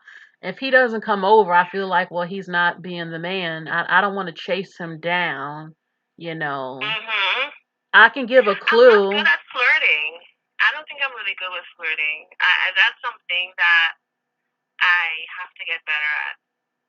Okay. I guess if I'm getting to know someone, that's a different story. I think I have resting bitch face. I think I have that, but for the most part, and everything I'm thinking shows up on my face. So that's something that I have to not unlearn, but something I have to be conscious of. But for the most part, yeah, if I see someone that I think is attractive, I will look. But most times, it's not a black guy. Now, that's it. I hear your accent. Where are you from? Yeah, I've called before. I'm from Trinidad. Okay, and I can't. Okay, 917. Is that the Bronx? I think, or I don't know. But you're in New York. Yeah, I'm in New York. Yeah. And it's funny because when you brung up the black men saying they were leaving years ago, they said they were going to have the wall of silence. They used to be online saying that's why we don't smile at your asses when we see you. We ignore you. They were saying all that online. I remember they said they were going to Brazil, and then they made videos. The black men said, well, we can't speak Portuguese, so that's the problem. Okay, yeah, you're leaving, but you can't communicate with them. You can't speak Portuguese. And Or then they started making videos like, well, these women want us to take care of them too. You got to get your money up. So they making videos trying to tell them how to get a job. Some men are saying, yeah, let's go to Brazil because prostitution is free and we can cheat on our wives with prostitutes and we don't have to pay child support. So this is the perfect place. It's amazing. And It is. so what caused Brazil, go ahead. Go ahead. No, sorry, go ahead. No, I was gonna say that Brazil it's a strange place for that kind of thinking because I'm sure many women they're attracted to who looks like they have money or something like that, but for the most part, black women, based on the culture, they tend to gravitate towards white men or European appearing mixed men because they have the philosophy of whitening. I don't remember the terminology, but of whitening the country. That's something that's very pervasive all across South America. Like that whole idea of whitening the country. So, and it's very heavy in Brazil. So I don't know. Maybe a lot of that again is maybe a dream for them. That because I did find a video on YouTube, a man talking about the challenges of getting the women, the high quality women in Brazil. It's hard to because they are going to gravitate towards the European guy. That's global. That's global. So yeah. Well, I don't know how true. For them, a lot of them like the more poorer countries because them being poor in America, they're poor. But when they go to somewhere like Colombia or the Dominican Republic, oh, well, this shit we have in America, we're rich there. So, it'll be easier for us to get women because they don't have nothing. So our status is higher now over in a third world country now. But they don't want to visit. It was a guy on YouTube, and it's true. They don't want to visit Haiti. They don't want to go to the Congo, nowhere where the black women are very dark and very stereotypically Negroid looking. So we know the reasons why they also target those places. And tell me, so you're 33. How old were you when you divested? I don't think there's a specific. I probably was divesting and didn't know I was. I still live with family. Not I moved back to the city up here, and I think mentally I've already kind of divested. I don't really watch the news like that. I get alternative news, where I can, like a lot of news that's on YouTube. I tend to get like news like that there. I will kind of glimpse here and there on the regular news. I do want to move out of the neighborhood I'm in right now in the city and an area that's more of a mixed environment where I can step outside my house and have like things like walking distance that I want to be around. I don't want to be around guys hanging outside, late at night and having conversations and it's echoing through the block. I don't want to deal with that. No. I previously lived in a different state in the south. So I moved back. Do your family and friends, do they know that you've divested? Do they know your views? I don't bring it up much. Sometimes it will come out, and I just don't want to start any argument. So I just, I think everyone, when they know they're dealing with me, I'm different. So I think outside of the box. So I try not to bring anything up that would cause any arguments or anything like that. But for the most part, I think everyone knows, what I'm about. Even my father, who he understands and he knows who has the money and the power. And he's back in the Caribbean, but he says, listen, If you can find you a Jewish man, go marry him. There's plenty of them in New York. Yes, yes, he says that, and I just laugh. Like, I didn't expect him to say that, and when he said it, I just laughed hysterically because he knows who has the power. He knows what it is, and I can have conversations more freely with him, which is ironic enough, about anything politically, dating, how the scenario is, because he understands. He knows what's going on, as a black man. He's not perfect by no chance, but he knows what the dynamic is, and he knows that some black women, I'm not gonna say all, they have a backwards thinking, even in how they treat their adult children, and how what the expectations of them are. The whole idea of, oh, it's okay to bring home a baby, but what about they don't care about the wedding? They don't care about those things. They just want the baby. Because I don't have children. I'm not married, so and it's a lot of time and money to have children, and I personally, I prefer to stay single and live my life than to be married and suffering with children. Okay. And yeah, I know for some people, they want to sacrifice.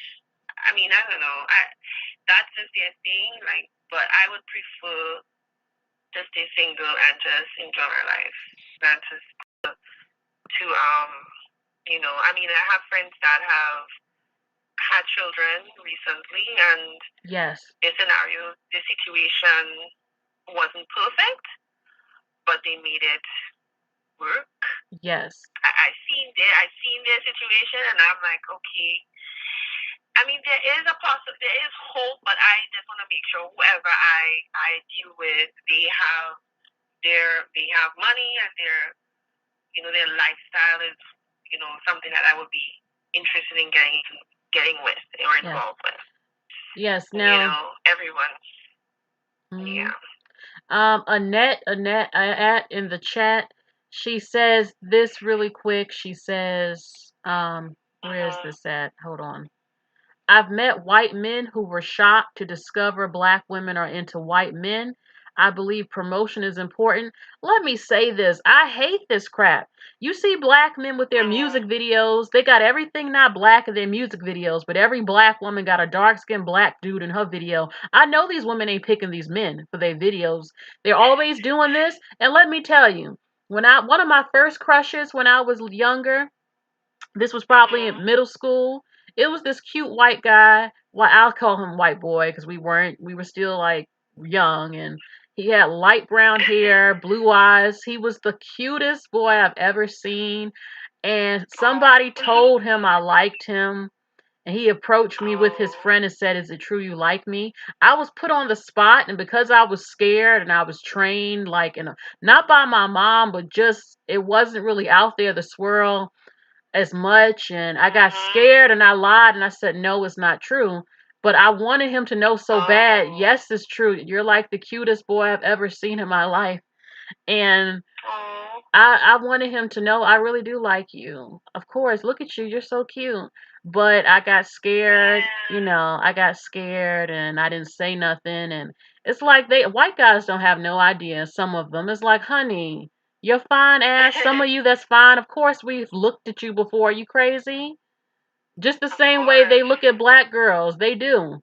And everybody's always trying to speak for us. Oh, it's people, black guys and people not black. Some of them always trying to talk for black girls, and then they're always trying to talk for guys not black. I'm like, shut the hell up, because you don't have a clue what be happening. Just please mind your business and be quiet.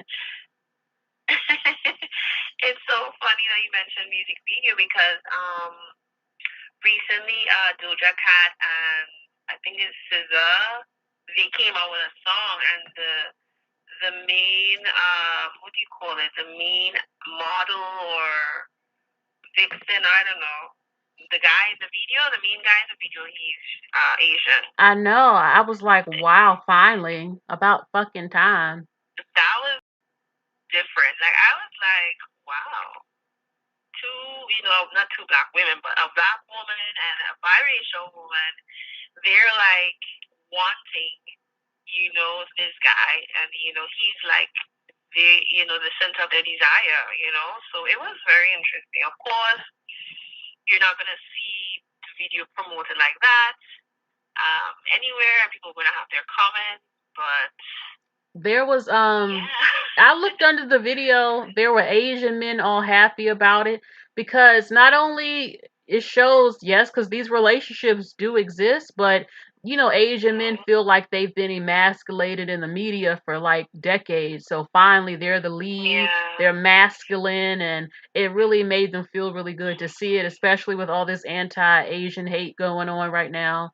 And I just think it's about time, black women switch it up, take control of our music videos, and put men in there that we do like and we're attracted to, and it was done for years, so why can't we do it? And he was good looking too, so I like the video, very good looking. So yeah, it just needs to, a lot of black women need to stop seeming desperate, and don't be scared to be alone, don't be scared to be single, just love yourself, and just be in the moment. If it is, there's no one around, it's quiet, it's just you alone, find a book to read, or find a good show. There's a lot of things to keep you company in this time, in this day and age, and you can learn something new. I know they say that humans are social creatures, but at the same time, we're not meant to be mules. Actually, I don't think we're meant to be mules because we're women. We weren't trained to be that way, but I don't know. Maybe there's a special gene in most black women that makes them think that they have to be the warrior for everyone. I don't know. Black women, I miss that gene. Black women have to learn how to love themselves. And I ain't talking about no makeup and hair like they try to say. No, loving yourself as to knowing that you're worthy of love and respect. And if people don't want to give you that, you don't have to accept that, and that you can have reciprocation towards you. And like I said the other day, the same way you come for people not black that disrespect you, you better hold that same energy for black men who have been disrespecting you way worse for over a decade. Hold that same energy towards them, because that's half the reason you don't get no respect, because of them, to be honest with you. So my last thing is, how many mammies do you encounter on the regular? Thankfully, I don't meet too many with the whole, working from home and all of that. The only one is probably my mother. And I have to be very, cautious what I say around her, and, just imagine someone that didn't live around their parents for several years and coming back. So it's, I have to really be very conscious of everything I say, try not to say too much, and whatever, and just be very aware of that. And just plotting and planning for when I can escape again. So funny saying this. Yeah. But, just taking, but I don't really, on a daily basis, not that many, but they're around. Okay. So I thank you so much for your call. Thank you for taking my call. You're welcome. Thank you. Again, I'll call again. All right. Have a good one. You too. Bye. Okay, so hold on. Did I get Okay. Thank you again, Rob, for the donation. Thank you, Naya, as well again for the donation. And I think I'm gonna go right now. Let's see. I kind of want to call up Empowered Selfishness TV because she has so many gems that she always drops when I mean, every time that she has been on our lives, she has been amazing. So what I'm gonna do, give me 1 second, real quick. Okay,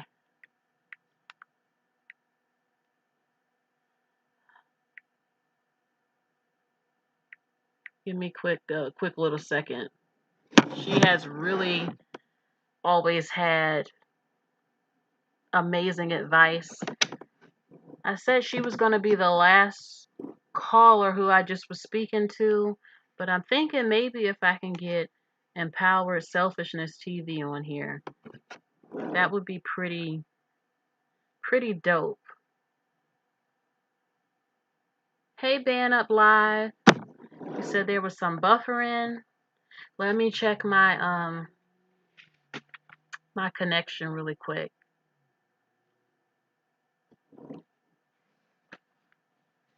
But yes, I mean, I love the calls that have come through. I have seen some of the comments in here where some of you said you move in stealth. You don't really let it be known that you're divested. I don't announce it, but I don't hold back from it. Like if someone asks me my opinion, the same way I'm honest with you with my opinion on here is what I give them. The only time I do hold back is if I'm not in the mood to argue. I'm not in the mood to debate because I know what I'm going to say is going to cause a debate. I don't have the energy for it. I don't feel like hearing the damn mouth, or I feel like I can't help you anyway. So why even bother saying what I have to say? I just might be quiet and listen. Go, but I don't agree. But sometimes I've had conversations with men and women.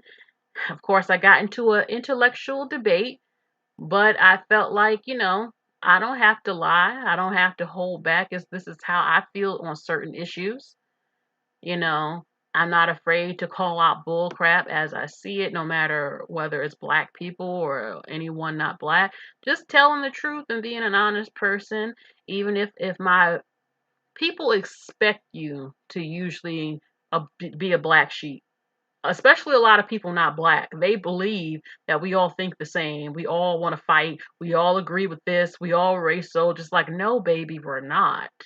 I know it's hard to believe because, in my opinion, you don't really see our faces out there too much. The most popular one is Candace Owens. I'm not saying I agree with everything she says, but she's one of the most popular women who is clearly divested on so many things. Even if you don't agree with all her opinions, she's not afraid to speak her truth. She doesn't play the whole victim racism thing. She doesn't deny any racism, but she's not like the good portion of mammies. Let's just keep it real here, you know? So, okay, I didn't hear anything from Empowered Selfishness TV. So I'm going to end this. I'm going to end this. The calls have been wonderful. And I thank you so much. And leave in the comments section if you want. If you want a part 2 to this, do your friends and family know that you are divested? You know, when I was talking to a relative, not too much older than me, we kind of almost argued because she had never really heard my views. And then it was brung up with my brother's black. And I said, I don't care. What that got to do with what we talking about? I'm supposed to defend everything? Now, no. Then I said, well, if you don't like America, then go ahead and get up out of here. Of course, that set her off. Brung up Native Americans and all that. I'm like, honey, either y'all gonna fight or not, or go on and get out of America because all this complaining over and over, but you won't leave. When black women keep talking about we in the fight, you gonna be fighting till you damn 80 years old, and it's just gonna be half of y'all out there because the black men ain't really. So you fight. I mean, if you're gonna try to fight, you fight politically, economically through business because, honey, mm-mm. But then I just didn't continue the argument because I realized some people are so deep in it that it's just, I'm not going to waste my breath and I'm not going to always, let me be very clear. Sometimes you don't want to always ruin relationships with your family and friends that you love. But I'm going to tell you how I feel. Now, either you're going to respect it or not. But, you know, if I realize this person gets overly emotional or they just don't agree with me, I have left it at, I love you, but we're not going to talk about this no more. Because it ain't no point. All we're going to do is argue and we feel differently. Leave your opinions as your opinions, my opinion is my opinions. You know, Sock says, can I talk about if the summer breaks out and riots, how to prepare for it? Prepare for it, just stay in your house. Don't go to the marches. I ain't doing none of that fighting. It's hot outside, it's summer. Nobody ain't effing up my summer with no bull crap. Mm-mm. Smiles for You says, yes, sometimes you just have to leave people where they are. Okay, Empowered Selfishness TV is going to talk real quick.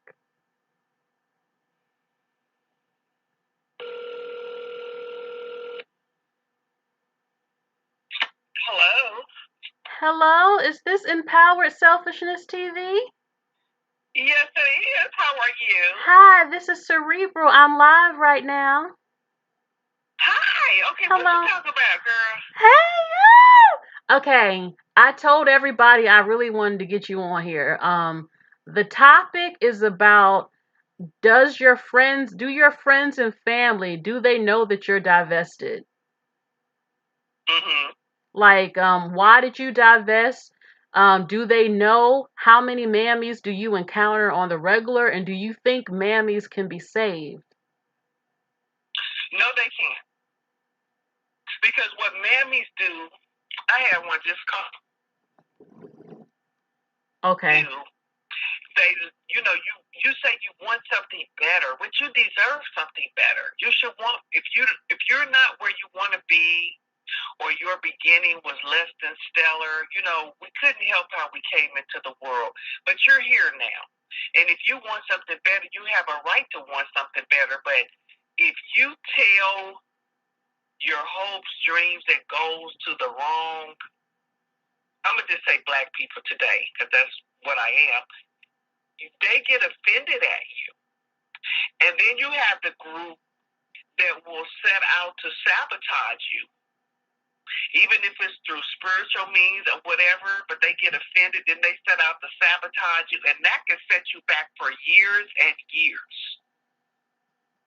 Just like in the Bible, in Genesis, when Joseph said in the earshot of his brothers that I had a dream that I was, high, lifted up, exalted, or whatever, and you all were serving me. Well, then the brothers decided to sell him off into slavery. He was like about 17 at the time, but by the time he finally was sold into Egypt and then he came into the dream that he dreamed, he was like 30-something years old. So that was like a diversion that took years, and then they had to they did actually have to bow down to him because it was a famine in their land and they had to come to Egypt just to buy food. They didn't even recognize them, though. They thought they had done away with them and that is it. So you don't really want to go through those type of things. If you're going to divest, you need to divest from black women too, a lot of us, because we don't know how to be true friends. We don't know how to be happy for each other. We have a shortage mentality, too many of us, where we think if you're blessed, they can't be blessed too. So you're divesting, you're going to be lonely. But, it's a loneliness. Like I went to an art gallery exhibit last Saturday, and it was an Iranian Jewish lady that invited me, and the other artists were Iraqi, Jewish, that type of thing. It was such a wonderful environment. And they were like, oh my God, we're so glad you came and you're wonderful. You go into black environments, it's toxic. You got people looking at you crazy, bumping into you when there's plenty of room. Stay away from that stuff. Listen to Dr. Neely Fuller. He said black people need to stay away from each other unless it's about business. Handle the business and then separate. And we have too much toxicity for one another. And that was a black man? Keep your mouth shut. Yes, Dr. Neely Fuller. He has lots of videos on YouTube. And he talks about the poison that we just automatically have for one another and that we need to stay away from each other. Now, those videos were timely for me because I had just decided that I'm not going into any more all-black environments. It's too toxic. Okay. So if you're going to divest, you're going to have to really accept that fact. And then I blocked all of my extended family on social media, and I'm not talking to them motherfuckers no more. Yes, I remember you saying that before. I guess they were too toxic. Them all. And then my niece, I love her, my sister, my oldest sister, child, but she's over in their camp right now, so I blocked her too. Because when you're in a war, you can't have people that are on both sides. So I made that choice for her. Until your eyes open and you see that they really don't have your best interest or this part of the family, I got to cut you off. Now, a lot of people... A lot of people have a hard time cutting off family. Even if they've raped you, beat you, stole from you, they still can't do it. A number of people. Most of my family lives about 600 miles away, so it's easier to cut them off because we're not in the same town. So I can understand, but I'm not. You know what? I miss family gatherings like we used to have years ago. But the energy and everything is different now, and maybe the energy isn't different because people pretend well. If they didn't like you today, they didn't like you last year. But people are fake. So and then a death in the family or something that happened, and everybody's true colors will come out. But to me, if they came out because of, something unfortunate happening in the family, they were always there. People don't just wake up one day and hate you, just even though they're smiling and being fake. Okay. But you're not gonna. I'm gonna tell you because I had like a little bit of a detour in life because of telling people my business. I thought that people would be happy for me, that I wanted to travel the world, do big things. I wasn't chasing the crack pipe. I wasn't doing babies out of wedlock and on welfare. I thought people would be happy for me. But what I've seen some of my relatives do, they'll put money on your books when you're in jail before they'll write you a tuition check. So, if that's how you want to live, that's fine. I'm not doing it anymore, not at my age, because I'm middle age and I have maybe 30 or so years left, but I don't know. So I'm not wasting any more time. Okay. And, even people that I grew up with that were toxic and jealous, a lot of people now, since it's been a pandemic, they find you and they come into your inbox blocked. Okay. Immediately, unless you're coming into my inbox with an apology. But what most people do, they show back up again, like they just talked to you yesterday, and they don't apologize, they don't do anything. But guess why they didn't apologize? Because they don't think they did nothing wrong. So if you're stupid enough to be bothered with them again, you're going to get it again. Okay. So you're gonna be lonely if you want to divest, because like now, like I went to the Republican of the Year awards. I went by myself because a lot of sisters, they'll pay $200 or whatever for a purse, but they won't pay $200 for a dinner when you got millionaires in the room. And the men are in politics and stuff. That's a great career. Right. Right. And then they wearing the purse around people that ain't shit. You know what I mean? Why am I trying to impress y'all again? Because I don't know. And I think when you just brung that up, putting yourself in certain places, like Karen Huger from the Housewives of Potomac, where she met her husband, she said, um, I don't know if she's a mammy type, but she met her husband at the Black Caucus, but that wasn't cheap to get into. But she said she wanted a certain type of caliber of man, so she went there, and that's where she met him. And so, but okay, you're middle age. How old were you when you divested? Were you in your 20s, 30s? You know what? I divested in my 20s, but because I had so much toxic energy around me, I kind of retreated back. And But I didn't retreat totally though, because I didn't do the out of wedlock babies and the bum niggas. Even when I was retreated backwards, you still had to have money if I was going to date you. And I say that not as a gold digger because I need you to buy me a Mercedes or anything like that, but when you marry somebody and you have children, they have to be taken care of. And if you're going to be a righteous parent and do the shit right, you got to have some money. And I knew that because my parents, I'm from a two-parent family. My parents spent a lot of money on us. I'm one of three girls, and that was expensive in the 70s. So you know what it is now. okay. It's always a dance to go to. It's always a school activity. But, I went to public school in a middle-class black area, but you always had the kids whose parents couldn't afford to do nothing. I want to play football, but I can't afford the gear. I want to be a cheerleader, but my parents can't afford the uniform. Why did you bring these kids here? And then you don't even want to go the extra mile to nurture them. Sometimes you have to eat cracker and peanut butter so that your kids can have what they need. We go on a field trip or whatever. They can't go on the field trip because there's no money. What? Why are you doing that? Okay. Yeah, I want my kids. Have money. I'm not going to even entertain you. And then if you need your wife to work, I'm not her.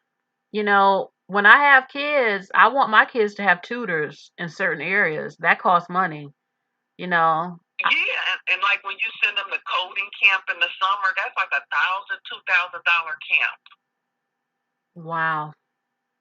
Private school. Coding, things where they can go and, because the industrial age is over. You got to get with this technology now. So in order to train your kids in that, you have to have money.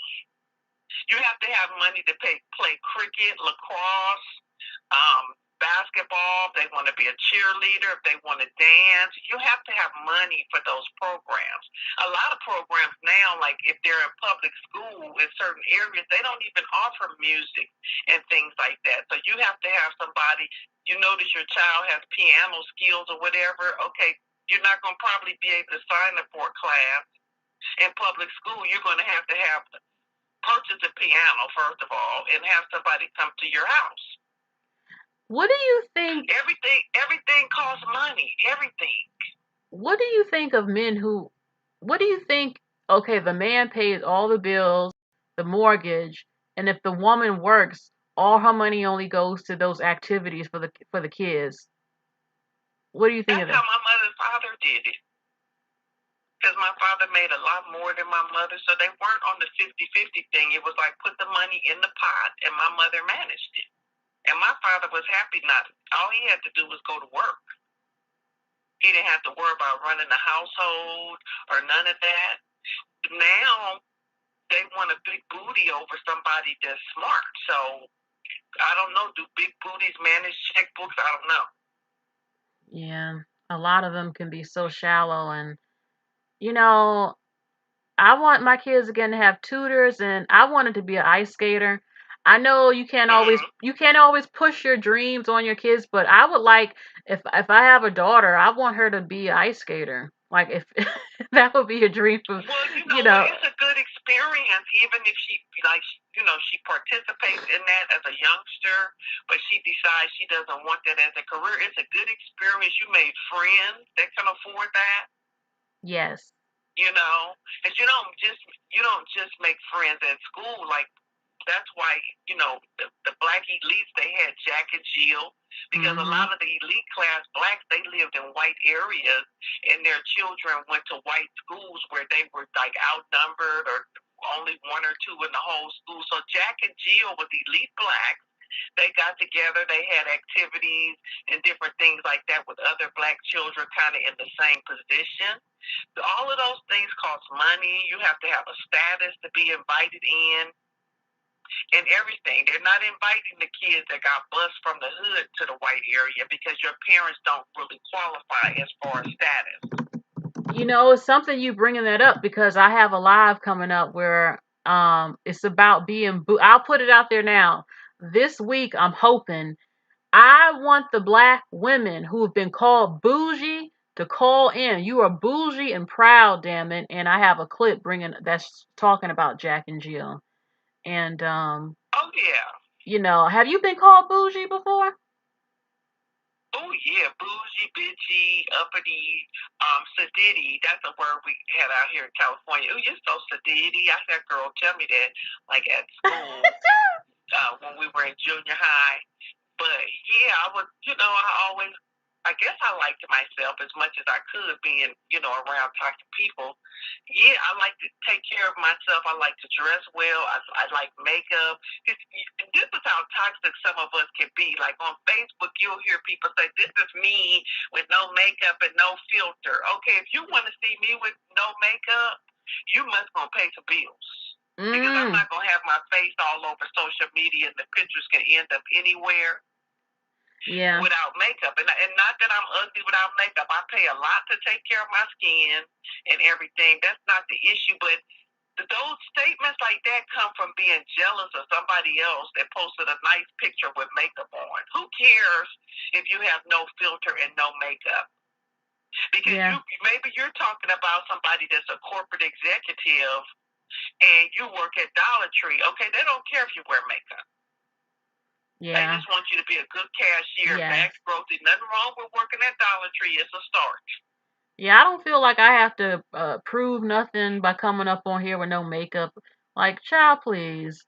I'm sitting down right now with no makeup. Don't do that, ladies. Don't do that because those pictures can end up anywhere. I don't even get on a Zoom call without makeup on because people could be taping the conversation and that could end up anywhere. Yeah, and they might try to make fun of you in the future. Like, look, I found her back then. Look at her without her makeup. Look at her there. They do stuff like that. Either I have a nice head wrap or I have a wig on or my hair is done, concealer around the eyes, a little bit of powder, put that red lip on, and keep it moving and, go on and have your meeting and get it over with. But no, your image is very important. The black race kind of used to know that, but we've fallen off like image-wise. So, oh my God, the black women in the 20s, the 40s, the way they used to do the pin curls and the makeup. I used to wonder, how did they do some of that stuff? We have more now, but they were so feminine looking. And I know a lot, are feminine now, but they had gloves, wearing a hat used to be in style. You didn't have to go to church to wear a pretty little hat, And well, you know what? Go back to that. That's how I dress. If I go somewhere and they say dress to impress, I come in there and I bust a move. Yes. And I don't care. One of my relatives, ladies, I'm telling you, this was in New York. She had on a floral dress, I remember it, and she had on a big old hat. And so many men, we were walking down the street, they just black, white, Hispanic, they was like, Miss, you look so beautiful in that hat. Oh my God, you're working that hat. Ladies, the femininity will always win, damn it. Don't listen to these people. To the same thing. Yes. All men respond to the same thing. I was going to a restaurant, meeting a friend there, and I put a cute little summer pants outfit on and flat shoes because I don't wear sneakers unless I'm working out. Yes. And it was a white guy coming out. He held the door for me. that happens all the time. And then he kept staring. He went and got on his motorcycle, and he kept looking. He was concerned. But you even get treated better by normal men. I'm not these nakers. Lord. But by normal men, when they see that you're feminine, I even had a little Mexican man say, "Oh, no, you shouldn't be lifting water. Let me put your water in your trunk." Okay. Yes. Oh, and you get your toes done. And I'm not talking about with diamonds all over them. I mean, something simple and cute with your little open toe. Simple gel nail. Yes. You know what? Black girls get who are... rid of those long nails. Yes. Please, ladies, get rid of those long nails. If you got real long nails, cut your nails in half. Them SWV nails. No. Yeah, it's not classy, you know, and yeah. I tell every black girl listening, if you have not had these type of responses, if you know you dress was considered urban or hood, switch up your style, put on something dainty. I personally know a lot of white guys, they love the floral print, a pretty floral print dress and stuff, but put on some makeup, you will, and you're right, I've seen it. You will get different treatment. Because when I wore get out of the sneakers. Yes. Unless they're sequin sneakers or sneakers that are beaded, girly, but Nike and all that, throw that mess out. Wear those to the gym, and that's it. I do not wear sneakers when I'm out. Yes. That's my rule. I don't wear those. And because that's what they were called, gym shoes originally. That's what they are. And you know what? Your look can actually affect the mood of a man. Like when they see you come in all cute and dainty looking, they'll start smiling. It's something about a woman. Visual. Yes, it can totally change their mood. But if you're in the hood, you need to stay kind of masculine looking, because when you're dainty in the hood, the predators look at you like you're an easy mark. And I know that's why a lot of black women in urban areas don't really dress up. Because, you walk down 125th Street in Harlem or, Central Avenue in Los Angeles with a dress and heels on, somebody's going to try to snatch your purse or snatch you. That kind of thing. So I know it's about logistics also, but when you go out of your area and it's upscale, I even have like white women, not trying to hit on me or nothing like that, but even they have a different attitude when you look at fly, like, oh my goodness. Yeah, they don't look at you as the same, oh, that's some hood rat black girl. People, I mean, it's sad to say in a way, but it's true. They don't see you. They even, especially if you speak well and you're dressed well, they're more intrigued by it. But not to get off subject, but this might sound crazy, but I've always felt, are black women with huge butts and hips, are they in danger in the hood? Like, your apartment is right there. You got a body like a curvy body, and I've seen it. I mean, I've seen bodies people would think is plastic surgery and it was real. And I used to think, I wonder, do they ever feel safe? I mean, these men know where you live. You got the body they going crazy over. Will they try to bust down the door and grab you? Is it safe having a big old butt and hips and a small waist in the hood? I mean, I wondered, I know these women get harassed.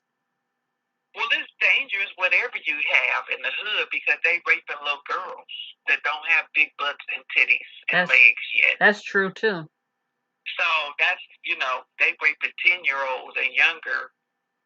So it's just danger across the board. And that's why if you have any like girl friends, lady friends that, you hang out with and stuff, and they're of that mindset where they entertain these type of beings, you got to cut them off, because they'll get you in a position where you'll get hurt. Because I know this girl, her friend was jealous of her, and they went to Puerto Rico together. And when they came back, the girl said, "Here, hold my bag." The bag had drugs in it, and they got caught. And she ended up getting 6 years in the federal penitentiary because she held a bag of her friend. Her friend knew what was in it. And then her friend went to jail too, but she didn't stay long. She got all of the heat because she was holding this so-called friend's bag. My mother always said you have to be careful who you hanging with, because when one go down, you'll go down with them, even if you was just there. And I met a guy years ago. He came into the shop where I worked at, and he did 8 years in the penitentiary when he was young, because he was in the car with some guys, and one of them went and robbed the store and killed somebody. Well, you know, you gone. You was in the car too. You know, so yeah, you really just being a loner is going to be your best bet. You know, keep your information to yourself, what your plans are. Write down what your goals are in a journal and keep it safe. And then a lot of times when we tell our business, we really are looking for people's approval. You're not going to get it, so let me save you some time and tell you to keep your mouth shut. And then divesting is more of a silent thing. You know, one day you live here, and then the next day you move, and people be like, "Oh, I didn't know you moved." That's how it's supposed to be. They're not supposed to know that you moved and that you're moving on or whatever. And don't answer those questions like, "How much you pay for rent?" That's none of your business. You know, Okay. They have a saying. I saw a quote, and it says that your friends ask you questions, but your enemies question you. Oh. You could let that marinate. People that want to know all your business and every move you're making, you got to be leery of those type of people, because they could be trying to work witchcraft on you to block your moves. You know, and then you have people that are so dirty. You tell them you're going on a job interview at this place, they'll call and say something crazy about you where you don't get the job. When people really don't want you to make it, or they've been laughing behind your back saying you're not going to make it, they don't want to be wrong. So they will go to any extent to be right. You know, Okay. even at my age, I'm amazed that how wicked and evil people can be, and jealous. And in the black race, they can talk about racism all they want. We have been each other's own worst enemy. We do not want to see each other get ahead. That's the way it is. Don't try to fight it. Don't try to march or nothing. Just get out from around it. You know what? What irritates me is when black people act like these traits black people can't have. Every other race can have it, but you. Like, you ain't, no, you just like, you a human. You have jealousy with everyone, envy with everyone. And it's true. When you ask most black people who has fucked you over in your life, what race were they? Majority is going to be somebody black, not somebody white that did it to them. So they need to stop. Because black people, they know they can get away with it. When you mess with another black person, it's not really that much repercussion. You know, they know not to step to white people and other races because they're protected. So who do you victimize? You're not protected, and then you attack other people that are not protected. And I have just seen a lot in my life. You know, the lengths that people will go through just being mean. A lot of people don't need a friend; they need a therapist. Because that's not my fault that your mama didn't like you or your daddy. Get your ass in therapy. You don't try to destroy nobody because you had a hard life. Whose fault is that? Thank you. There's a question for you. By Takia. Takia in the chat, she says, "But why is that? Why are we our worst enemy?" Because of the jealousy, the backbiting, the backstabbing, the shortage mentality, where you think one person can't be blessed, and you know, and you too. Instead of saying, "Why not me?" you should be saying, "Why not me too?" If they did it, so can I. You understand? Yes. What I'm saying? Yes. Most people say, "Well, why not me? Why was I chosen? I could have done it better than her." Okay, but you're not doing it right now. So learn to be happy for other people, because if blessings are in the vicinity and you're in the vicinity, then your turn is coming. But we have been mother's own worst enemy. You could go as far back into history, even on the plantation when they were trying to have a rebellion or trying to escape. It was always something going back telling because they didn't want to do what it takes to be free. So they didn't want you to be free either. Now, my thing is, if you want to stay on the plantation, that's fine. Why you don't want me to leave? Thank you. That's very deep what she just said. That's very deep. The whole divestment thing. Every rebellion that you hear about that was thwarted, it was a slave that told. Now, mind you, they might have told under duress of being beaten or whatever. Okay, so I'm excusing that. Okay, because somebody go upside your head enough, you probably gonna start talking. But when it was a slave that wanted to get favor with the master and move into the house, and he sold you out, they do the same thing in corporate America. Black people will sell each other out and don't think twice. Well, let me tell you, this has happened to me. Oh my God, one of the jobs I had, I went through hell with the team.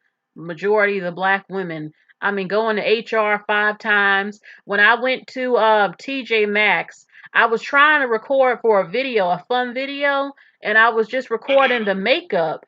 The people not black didn't care. All of a sudden, a black man and woman come over. They said, "What you doing?" And they said, "No, you can't have that camera." And they were looking at me like I was about to rob the place. I'm thinking, honey, you don't even probably make $10, and you worried about me recording some makeup. Why are you even bothering me? Some of them act like they're getting rewarded or they're making a lot of money or they gotta protect everything. You can't do nothing, and the other groups of people didn't even bother me. I'm sorry. Go ahead. Yeah, I went through that. I was taking a pair of pants back that I had bought for my dad. And when I walked to get in line, the black girl that was the cashier, she looked at me crazy, like, ugh, one of them kind of things. So finally, when my turn came, she was just giving me a hard time and saying what I can't do and this, that, and the other. And I said, you know what? Take this shit back. I said, I'm not getting ready to do black on black hatred with you today. I'm not doing it. Yeah. And she said, that's not what I'm doing. I said, yeah, it is what you're doing, and you don't even realize it. But that's what you're doing. I was at a thrift store looking at a glass pie pan, and the black woman that worked there at the thrift store, she said, "This can't be $2. It can't be." And I looked at her like, "Will you give me this damn pie plate? You really about to trip over a pie dish? And you didn't price it? You just work here." I've been through that so much. I had an incident like that with a pair of shoes. I took the shoes up to the register. They were marked down. She said, "Oh, it can't be this price." And I said, "Okay, so you're not going to give them to me for that price?" And she said, "Yeah." I said, "Okay, I'll be right back." I went upstairs and got the store manager, who was white. I brought him back down. I said, "Okay, this shoe here is marked for this price, but your young lady here is saying that they can't be that price and I can't have it." He said, "Give it to her for that price." So then when the man walked off and went back upstairs, she was like, "Well, ma'am, you could have talked to me. I'm flexible." I said, "No, I did try to talk to you, but we have to get the white man to solve all of our problems." Oh, and what'd she say? She just got quiet because what can you say? The store manager just came down here. That's not the way you want to get the store manager's attention if you're an employee.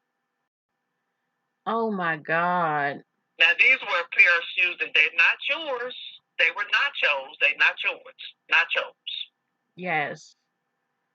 And she just insisted. So I said, okay, well, let me go upstairs and tell somebody my problem. I didn't want to do that.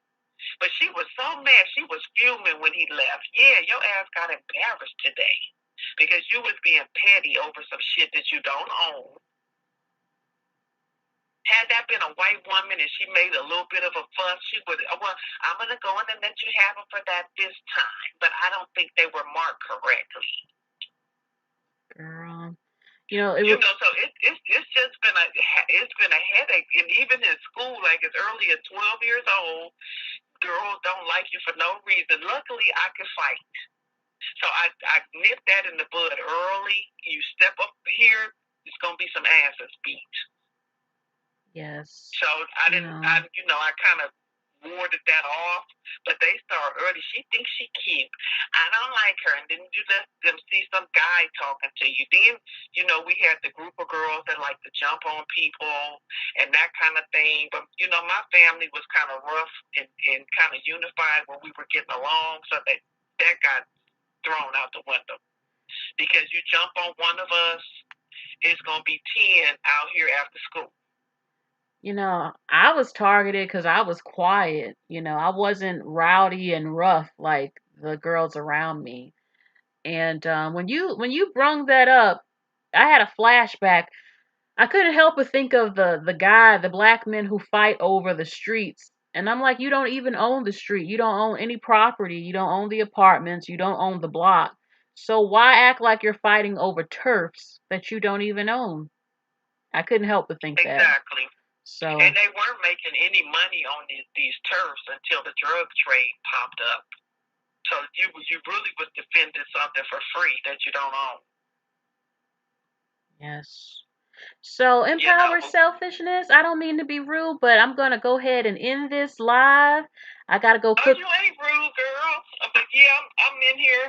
I'm about to eat my dinner and just have me a good night. It feels like a Friday. Yes, but anyway, it does. I'm gonna tune in because I was doing something else, but I'm gonna tune in. But ladies, keep your mouth shut, zip the lip. Don't tell nobody your business. Anybody call you asking you a lot of questions and stuff like that, be like, you know what, somebody at the door, I gotta go. Okay. Stop telling your business. That is the main quicksand that you're dealing with. You can't take everybody with you. Some of these people want to stay behind. Let them go. Let them go. You got to do it. They don't see themselves being on another level. Watch Tina Turner's documentary. She was saying, and I'm gonna let you go when I finish. She said that people, were wondering, who do I think I am? A girl from the cotton fields that, I want this and want that. And she said, because I want it better. You have a right to want better. But even in the Bible, Jesus was like, if you're going to follow me, you got to leave your mama, your daddy. You got to leave everybody. Wow. And he said that, I would think, because he knows everybody is not coming. So you got to believe what you believe, what you want, and you got to go for it. And stop looking for friends and stuff all the time. As long as you go out in the daytime, you can go have a drink by yourself. You can go eat by yourself. Yes. I love to shop by myself because I don't like women seeing what I'm buying and how much I paid. So I do a lot of stuff by myself. Put some good music on, get in the car, drive. Thank you. I'm about to go on a boat ride. I might go by myself. I don't live far away from a water area, and I said this would be nice. I'm gonna wear my pretty floral dress, my hair curled. I'm gonna get a drink maybe, and I'm going on a boat ride. I feel like life is too short. Black women. I've heard stories of black women. You just gotta go. Don't leave your drink. Okay. Yes. Black women, I hear them saying I can't go to the movies by myself. I'm like, listen, you can't listen. If you don't have no one, you got to enjoy your life. Seriously. Enjoy your life. Usually when a man approaches you, he will approach you easier if you're by yourself. If you're with a group of 4 or 5 women, then he might not. And then when you go to the bathroom in these places, as you know, in certain states, they want transgenders can use the women bathroom. Do not go to the bathroom by yourself. Make sure you see other women going in and then go. Okay. Just little safety things. And don't be out at night. Unless you work at night and you get off in the wee hours, you should not be out that time of night. That's when a lot of bad stuff happens. Be a daytime person. Get up early, get your stuff done, go to a movie, and then, it's daylight savings now, so it gets dark at 8 o'clock. By that time, be back in the house. You know what? When you just brung that up, my first caller, Marie, she's 60 years old and divested. She has a white husband now. And she brung up something that was so true. I might be going off subject, but I used to think, is it a conspiracy? One time, well, more than once, but I recall this was in my teenage years. Me and my mother, we were up around 7 o'clock in the morning and went out. I saw nothing but white people out drinking coffee, getting bagels. I didn't see one black person. I said, what the hell is going on? I said, You know hold why the on. white people are up earlier? Because I see the same thing. I see the same thing here. I see a lot of the Korean people and stuff. They're up at 5, 6, 7 in the morning, and they're out and about because they're the business owners. Okay. So that's why you need to be out there early, because the business owners, when you own a business, you got to get out there early. You got to check on your business before, your employees get there and that type of thing. That's why they're up early, because they actually own something that they're running most of the time. Yeah, I said to my mom, I said, where are the black people at? My mom said, girl, they in the bed. I'm like, I see nothing but these white people out here drinking coffee and reading a paper. And I mean, I said, it was amazing to see. And like when I go ice skating, I was always the only black girl out there. But the black people would come in when it was getting dark. But in the day, everybody was white ice skating. And I just felt like even, I'm not saying all black people are the same, but it appeared that black people are not out doing things in the day. They wait later. They do things later.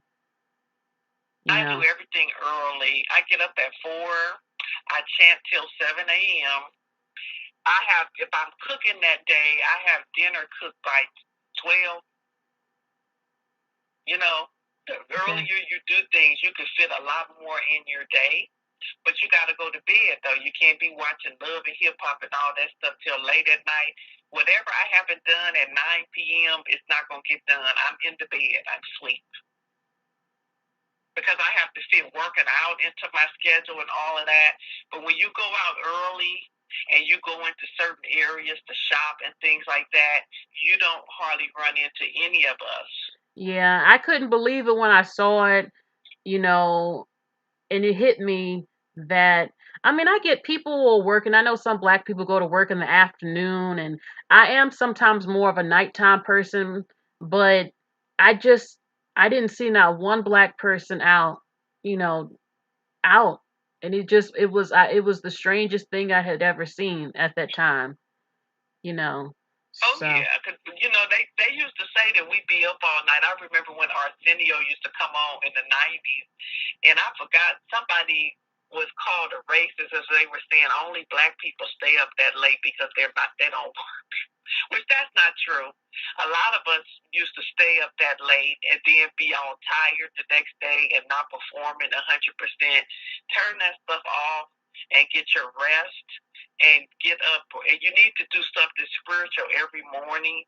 So that's one reason why you need to get up early, because you need to meditate before the phones start ringing, before your neighbors get loud and that kind of thing. You need to get yourself centered, because, most days go well, but then you have days where different things crop up. If you're tired, you're not going to deal with it effectively, and you're going to be a lot more emotional than you should be because you're tired.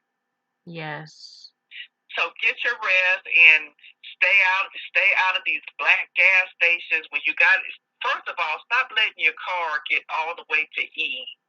So that if you drive by a gas station and there's a lot too many, undesirables out there, you can keep going to the next gas station. Anytime you see too many people standing out in front of a store, keep going. A lot of stuff happens because we see that, and then we get out the car and go in anyway. Stop doing that. Like, I saw this guy out in front of a store. I was going to get my mother lotto, and he was crazy and unhinged. I backed right out of that parking space and kept going. I had to go a little bit further, but I'm alive here talking to you. Yes. And we're very happy. So anyway, good night, everybody. Yes, and zip lips and get some friends where you're going. It's 7 billion people in the world, so don't worry about not having friends. If you just get to the place where you want to be, you're not going to have that many friends in life anyway. I can count on one hand still at middle age all the friends that I've had that are true, and 2 of them is my mother and my sister, so that leaves 3. Yes, so many people. And you gotta Okay, you gotta cut a motherfucker off. I got people, and even on my front steps, I have a placemat that says, "Did you call first? Don't come stopping by my house because I'm not answering your calls. Yes. If I'm not answering your calls, you go." And it's okay, and it's nothing personal because I don't have anybody today that I'm mad at. Like the white people say when they get ready to fire you, we're just not a good fit. It's nothing personal. You know, my mother, she kind of raised me as to it's kind of disrespectful to show up to somebody's house without calling. Unless it's a dire emergency or something, but you should always call before you just pop up. Well, you know, witches, when they can't get you on the phone and know your business to try to counteract what you're doing, they will come and knock on your door. They have a lot of nerve. Hey, girl, I couldn't get in touch with you. What you been doing? Don't open that door and let that evil spirit in your house. And when they leave, say a prayer. Whatever spirit they showed up with is following them back to their house. Because it ain't getting in here. Okay. So I thank you so much. We love hearing from you. And y'all will be hearing from Empowered Selfishness TV more. So thank you so much. Okay, well, that's if you want to talk. That's if you want to talk. But we love, you know. I mean, if it's something I can speak on, I don't mind. Okay. Thank you so much. Have a good evening. All right. Okay. You too. Bye-bye. Bye. Yes. So I also wanted to add, it's a little funny that, someone I know who works in the nursing home, they were like the white people, they get up at like 4 to 5 o'clock in the morning asking, where's my breakfast? they will be up 4 to 5 o'clock ready for breakfast. I'm like, oh my God. Hello, this is the last call. Hello from New York. Hi, Cerebro. This is Natalie. I'm actually in Texas right now. Oh, okay. Hey, Natalie. She's in Texas, everyone. How are you? I'm okay. I'm about to cook dinner. I'm cooking some curry chicken tonight. Okay. That's good. I was just joining you live and I saw about the topic. Yes. So I have something to add to what you just said, what the last caller just said. Okay. Like the question was, does your family know that you're divested, correct? Yes, family and friends. Well, yeah, they really didn't know because I moved very silently, like very quietly. So I don't tell people my business. Like, my family is they're like against like dating out your race, but I just move in silence. Like even my mom, I'm dating right now, and the guy that I'm dating, he wants to get married and stuff, but he's a white guy, and my parents are cool with it, but like my mom is like, oh, okay, tell me about this guy, and I'm like, I'm not gonna say anything until I feel comfortable because she's the kind of person like when you tell her something, she tells everybody. Okay. You know what I mean? But yeah, so like I don't want nobody to know my business because that's how your things get. Or like when you tell one person, even though like she's my mom, but sometimes she's the kind of person she gets excited and everybody knows your business. So like. Yeah, I might not even say anything until we're engaged. Like, I'm engaged. Look, here's Brian. This is him. And just let them be shocked. So, hello? Uh-oh, I can't hear anything. Hello? Yes. Can you hear me? Yes. So I told her that I'm dating someone, but then she was like, oh, is he white or black? And I said he's white, and she's like, oh, okay, that's good. And then she was like, oh, okay, I'm happy for you. And then she's like, I hope he's not that old. I'm like, because when I was younger, I used to date older guys, but now he's like, I'm in my early 30s. I'm 32. I'm your age. So like the guy is 32 as well. So like she's like, oh, okay. So tell me more about him. And I'm like, no. That's already enough information. I said that's already enough information.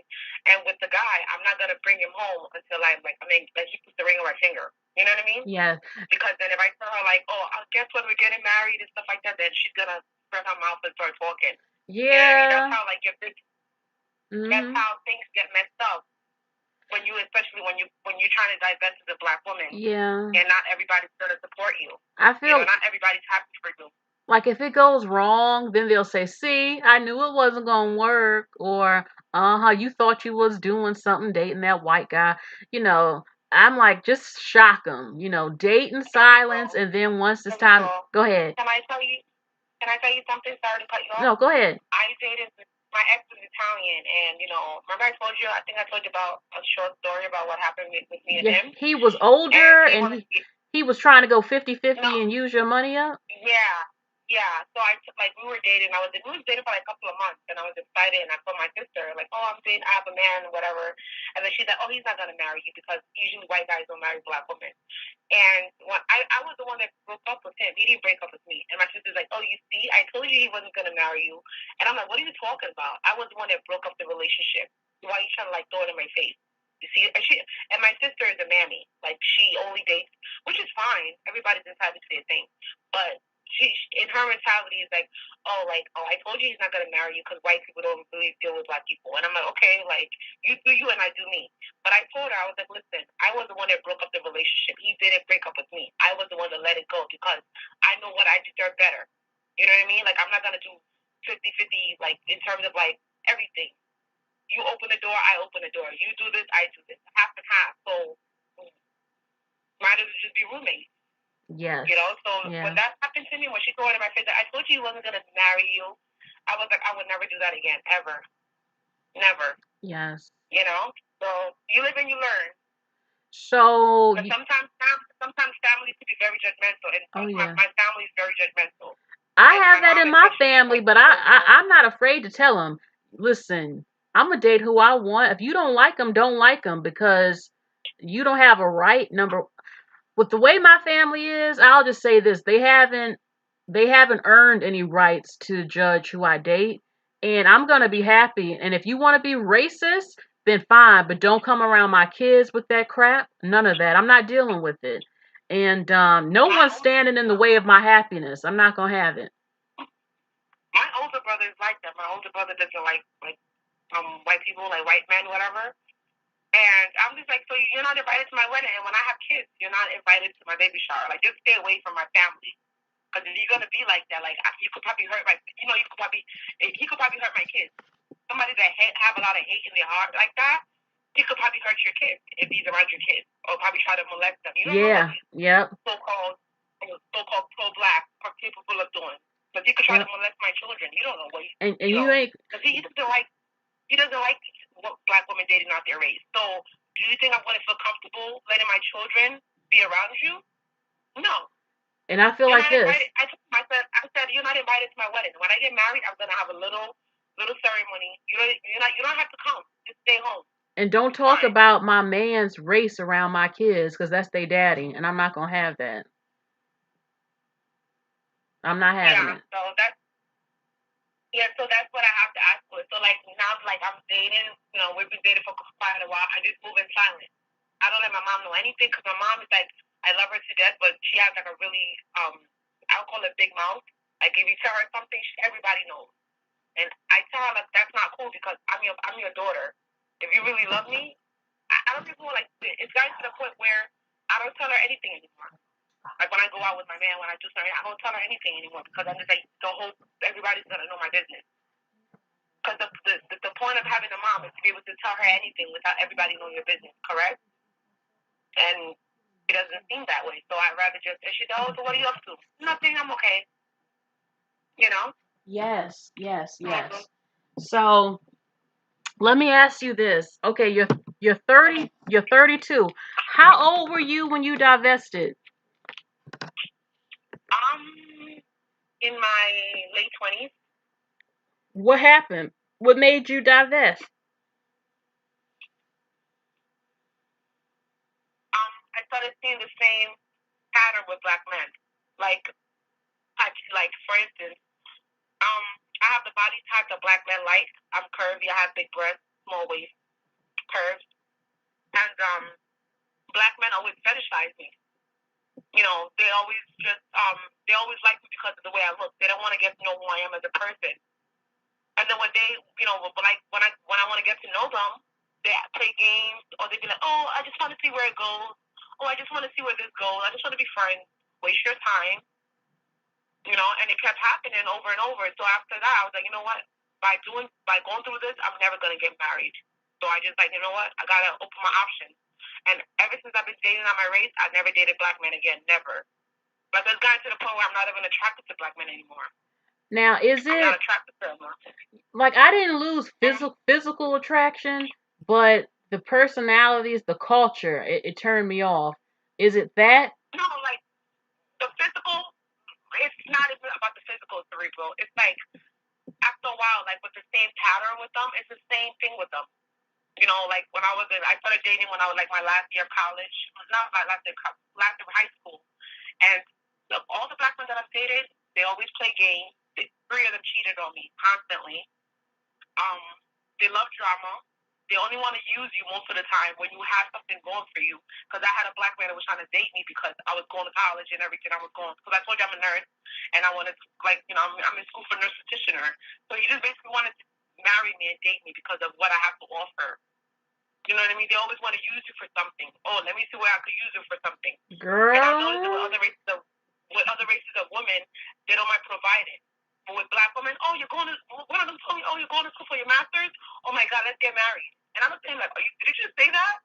You know what? Hell no. Hell no. I am not with no feminine men trying to be women. Ladies, pay attention. Yeah. Pay attention to stuff like that, what they say, like what they said to her.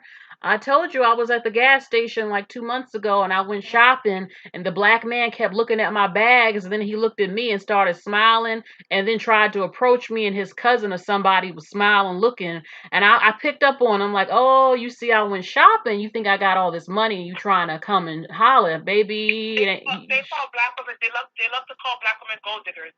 But they're the number one gold diggers. Every time when it's a black man, they always want to ask you, so what can you do for me? The last black guy that I dated, every time when we go out, he wanted to pay for his food. He wanted you to pay for his food? We went out 3 times. The third time, I never paid at all. I was like, listen, I left him hanging. I was like, listen, that's it. When that happened to me, cerebral, I hung up everything with black men. I don't deal with black men anymore at all. Like it just disgusts me. Like when I look at them, I'm like, okay, even he's good looking. Okay, he's cute, but to me, it's like I deal with enough of them. I've dealt with enough of them to be like, I'm not attracted to them anymore. Their personality is disgusting. It turns me off completely. And 99.9% of them are like this. You know, I'm not no sugar mama. It ain't happening. They can try it, but it ain't happening. Period. I ain't taking care of no grown man. I'm not his woman. He ain't the woman. I'm the woman. So I don't think so.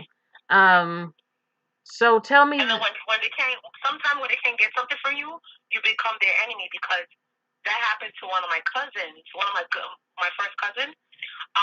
She had a kid by a black man, and you know they were going through a lot of stuff, whatever. And he left her for another woman. And throughout the whole relationship with her, she was the one paying everything. He didn't he was working, but he was saving his money, and he left her for another woman. And she was giving him money, and she's a beautiful black woman, beautiful. And I'm like, why are you giving this guy money? As soon as she stopped giving him money, his true colors came out. He treated her so bad, cerebral. Treated her so bad. I know somebody. This guy is married. When his wife lost the job, he was telling his family he gonna divorce her because she wasn't bringing in no money. It's a disgrace.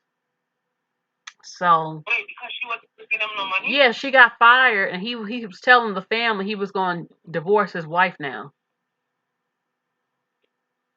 Why?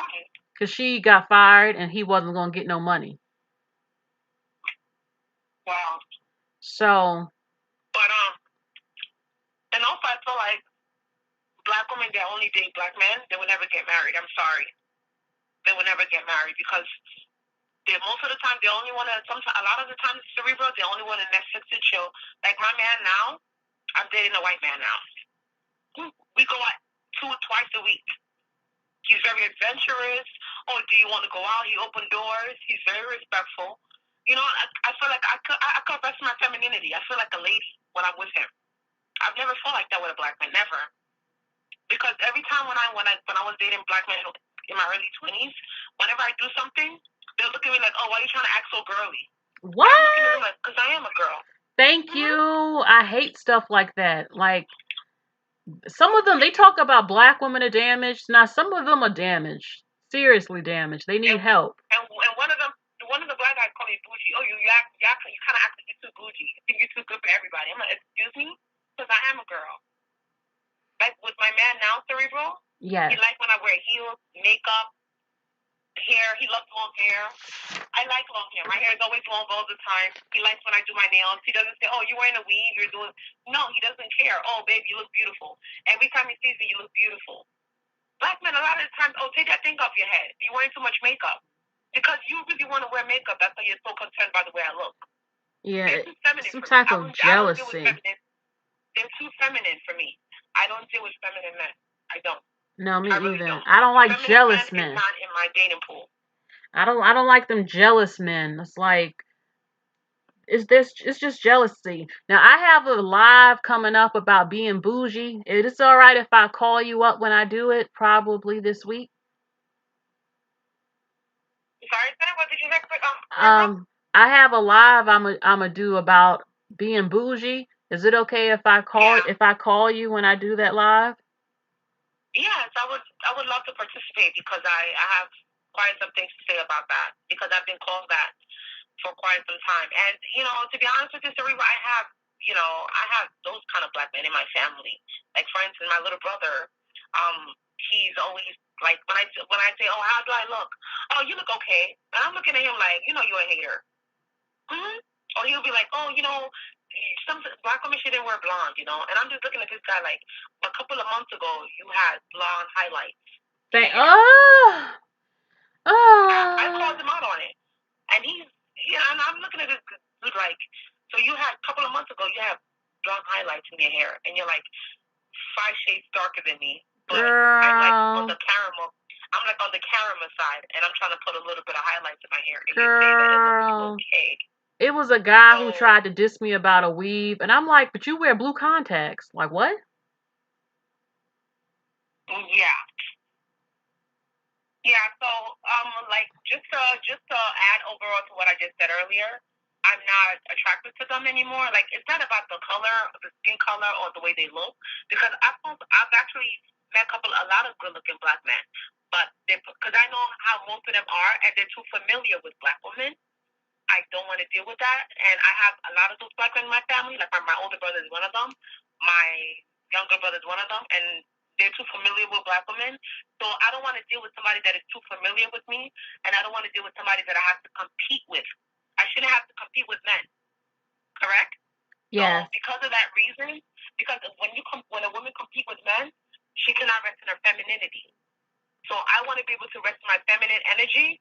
So I feel like the only way for me to rest in my feminine energy is to fully divest. And that's exactly what I'm doing now. And Cerebral, I've never been happier. I am so happy. Like my relationship now, he's divorced. He has a daughter. I have a son. We work it out. He's a good man. He genuinely loves and dates black women. He admires everything about black women. He likes all skin color of black women. You know how black women be like, "Oh, I like caramel. I like light skin." No. He said a black woman to him is a black woman. He doesn't care if you're dark, caramel, or high yellow. Yes. He likes all shades of black women. Now, you see what I'm saying? Yes. Yeah. Now, my last question for you: how many mammies do you encounter, and do you think you can help them? My whole family is full of mammies. My mom is a huge mammy. My sister's a mammy. My aunt is a mammy. Everybody. I'm the only one in my family that is fully divested. And because I'm fully divested, I've leveled up a lot more the way I look, Cerebral. Like my appearance means more to me because of my divestment. So I've encountered nothing but mammies. Like my whole family is full of men. My sister's a huge mammy. Like she'll kill you for a black man. My mom is a big mammy as well. Yeah. She'll kill you for a black man. How old is she? Yeah. She's 31. She's actually married to a Nigerian man, a black man. She couldn't. Now, did she ever try to date American black men? Did she have luck, or she's? Did they just get together, or did she do it because she couldn't find no decent American black man? To be honest with you, I have no idea. But the thing is that all I know is this, that he works her, like he makes her work a lot of overtime. Oh hell no! Like she works then she brags about it. Like, oh, I'm at work. I'm like, okay, listen. So she's like I call her my sister from a distance. Like we're not like she's a mammy, so I just leave her alone. Like I'm too happy with my life. So like now that I'm fully divested, and when I do fully divest by getting married with my man right now, she will never hear from me again because I'm gonna be living my life to my man and my family. Because that's how she is. Like, she doesn't want any, like, in terms of, like, because she knows that I'm not a mammy. So she's like, okay, we're not the same people. So basically, we're, like, different. You know what I mean? Yes. Like, she doesn't see me like, yeah. So, yeah, I've encountered a lot of mammies. And I tell my mom, I call my mom out on it. I'm like, you're a big mammy. Like, and then she's like, what is a mammy? And I'm looking at her like, you don't know what a mammy is? I just laugh. Like, go look at the dictionary. They cuddle their sons, and then they raise their daughters. Yes. Pretty much. That's how she is. Like, nothing that the men in my family could do wrong. And then she'd be like, oh, no, maybe it was an accident. But the girl, she would scold you. She would yell at you. She would call you a whore. She would call you a bitch. Yes. Yeah. So, and you know what? A lot of times with these mammies, they go hard for black men, but they never acknowledge the shit that happened to black women, the murders, the rapes, the abuse. They real quiet on that, but they got all this smoke for everybody else, but they don't stand up for their own gender as women. They don't stand up for black women. It's ridiculous, so I'm going to go ahead and end this. I got to go cook dinner and oh, I'm sorry, go ahead. Can I just add something to it, Cerebral? Yes. I work in a hospital. I work as a nurse, and there's a lot of black men that work in my facility, and I don't pay them any attention, and because of that reason, they go out their way to be extra nice to me. Like, you know what I mean? And I just don't pay them attention because they always think, okay, this girl's a nurse, and they want to target me. So I just like, no, I'm married. I have 5 kids, which I don't. I don't look like I have any kids because my body's so slim. But they're like, oh, you're lying. And I always wear a fake ring on my finger. Because they always target black women. They don't. They leave the Spanish women alone. There's a lot of Spanish women that work in my. I work in a big hospital. There's a lot of in Texas. There's a lot of Spanish and white women that work in my hospital, and they're younger and a little bit. Some of them are older. They never bother them. Never. When they see when they see black women in their scrubs, they always come for them because they want to see what they could get from you. So I'm always like, oh, and you know what happens, Cerebral? My man always picks me up at work. So when they see him, because he's a police officer. Yeah. They're scared of him. They're scared of him. He's a sergeant. He's like a sergeant. So they're scared of him. Like, he looks intimidating. You see what I mean? Girl. So yeah. Yes. They're intimidated because he's a big guy. He's like he's tall. He's big. So they're really scared of him. So I kind of like that because I feel protected. When I was dating black men, I never feel protected. I always feel like I have to compete. Yeah. And I have to come, like, with I'm not trying to like brag, whatever. He actually tells me, like, oh, go get a gun, go get a license. Let me teach you how to do this. Let me teach you how to do this. Let me teach you how to do that. When I was dating black men in my early 20s, black men never taught me how to do anything.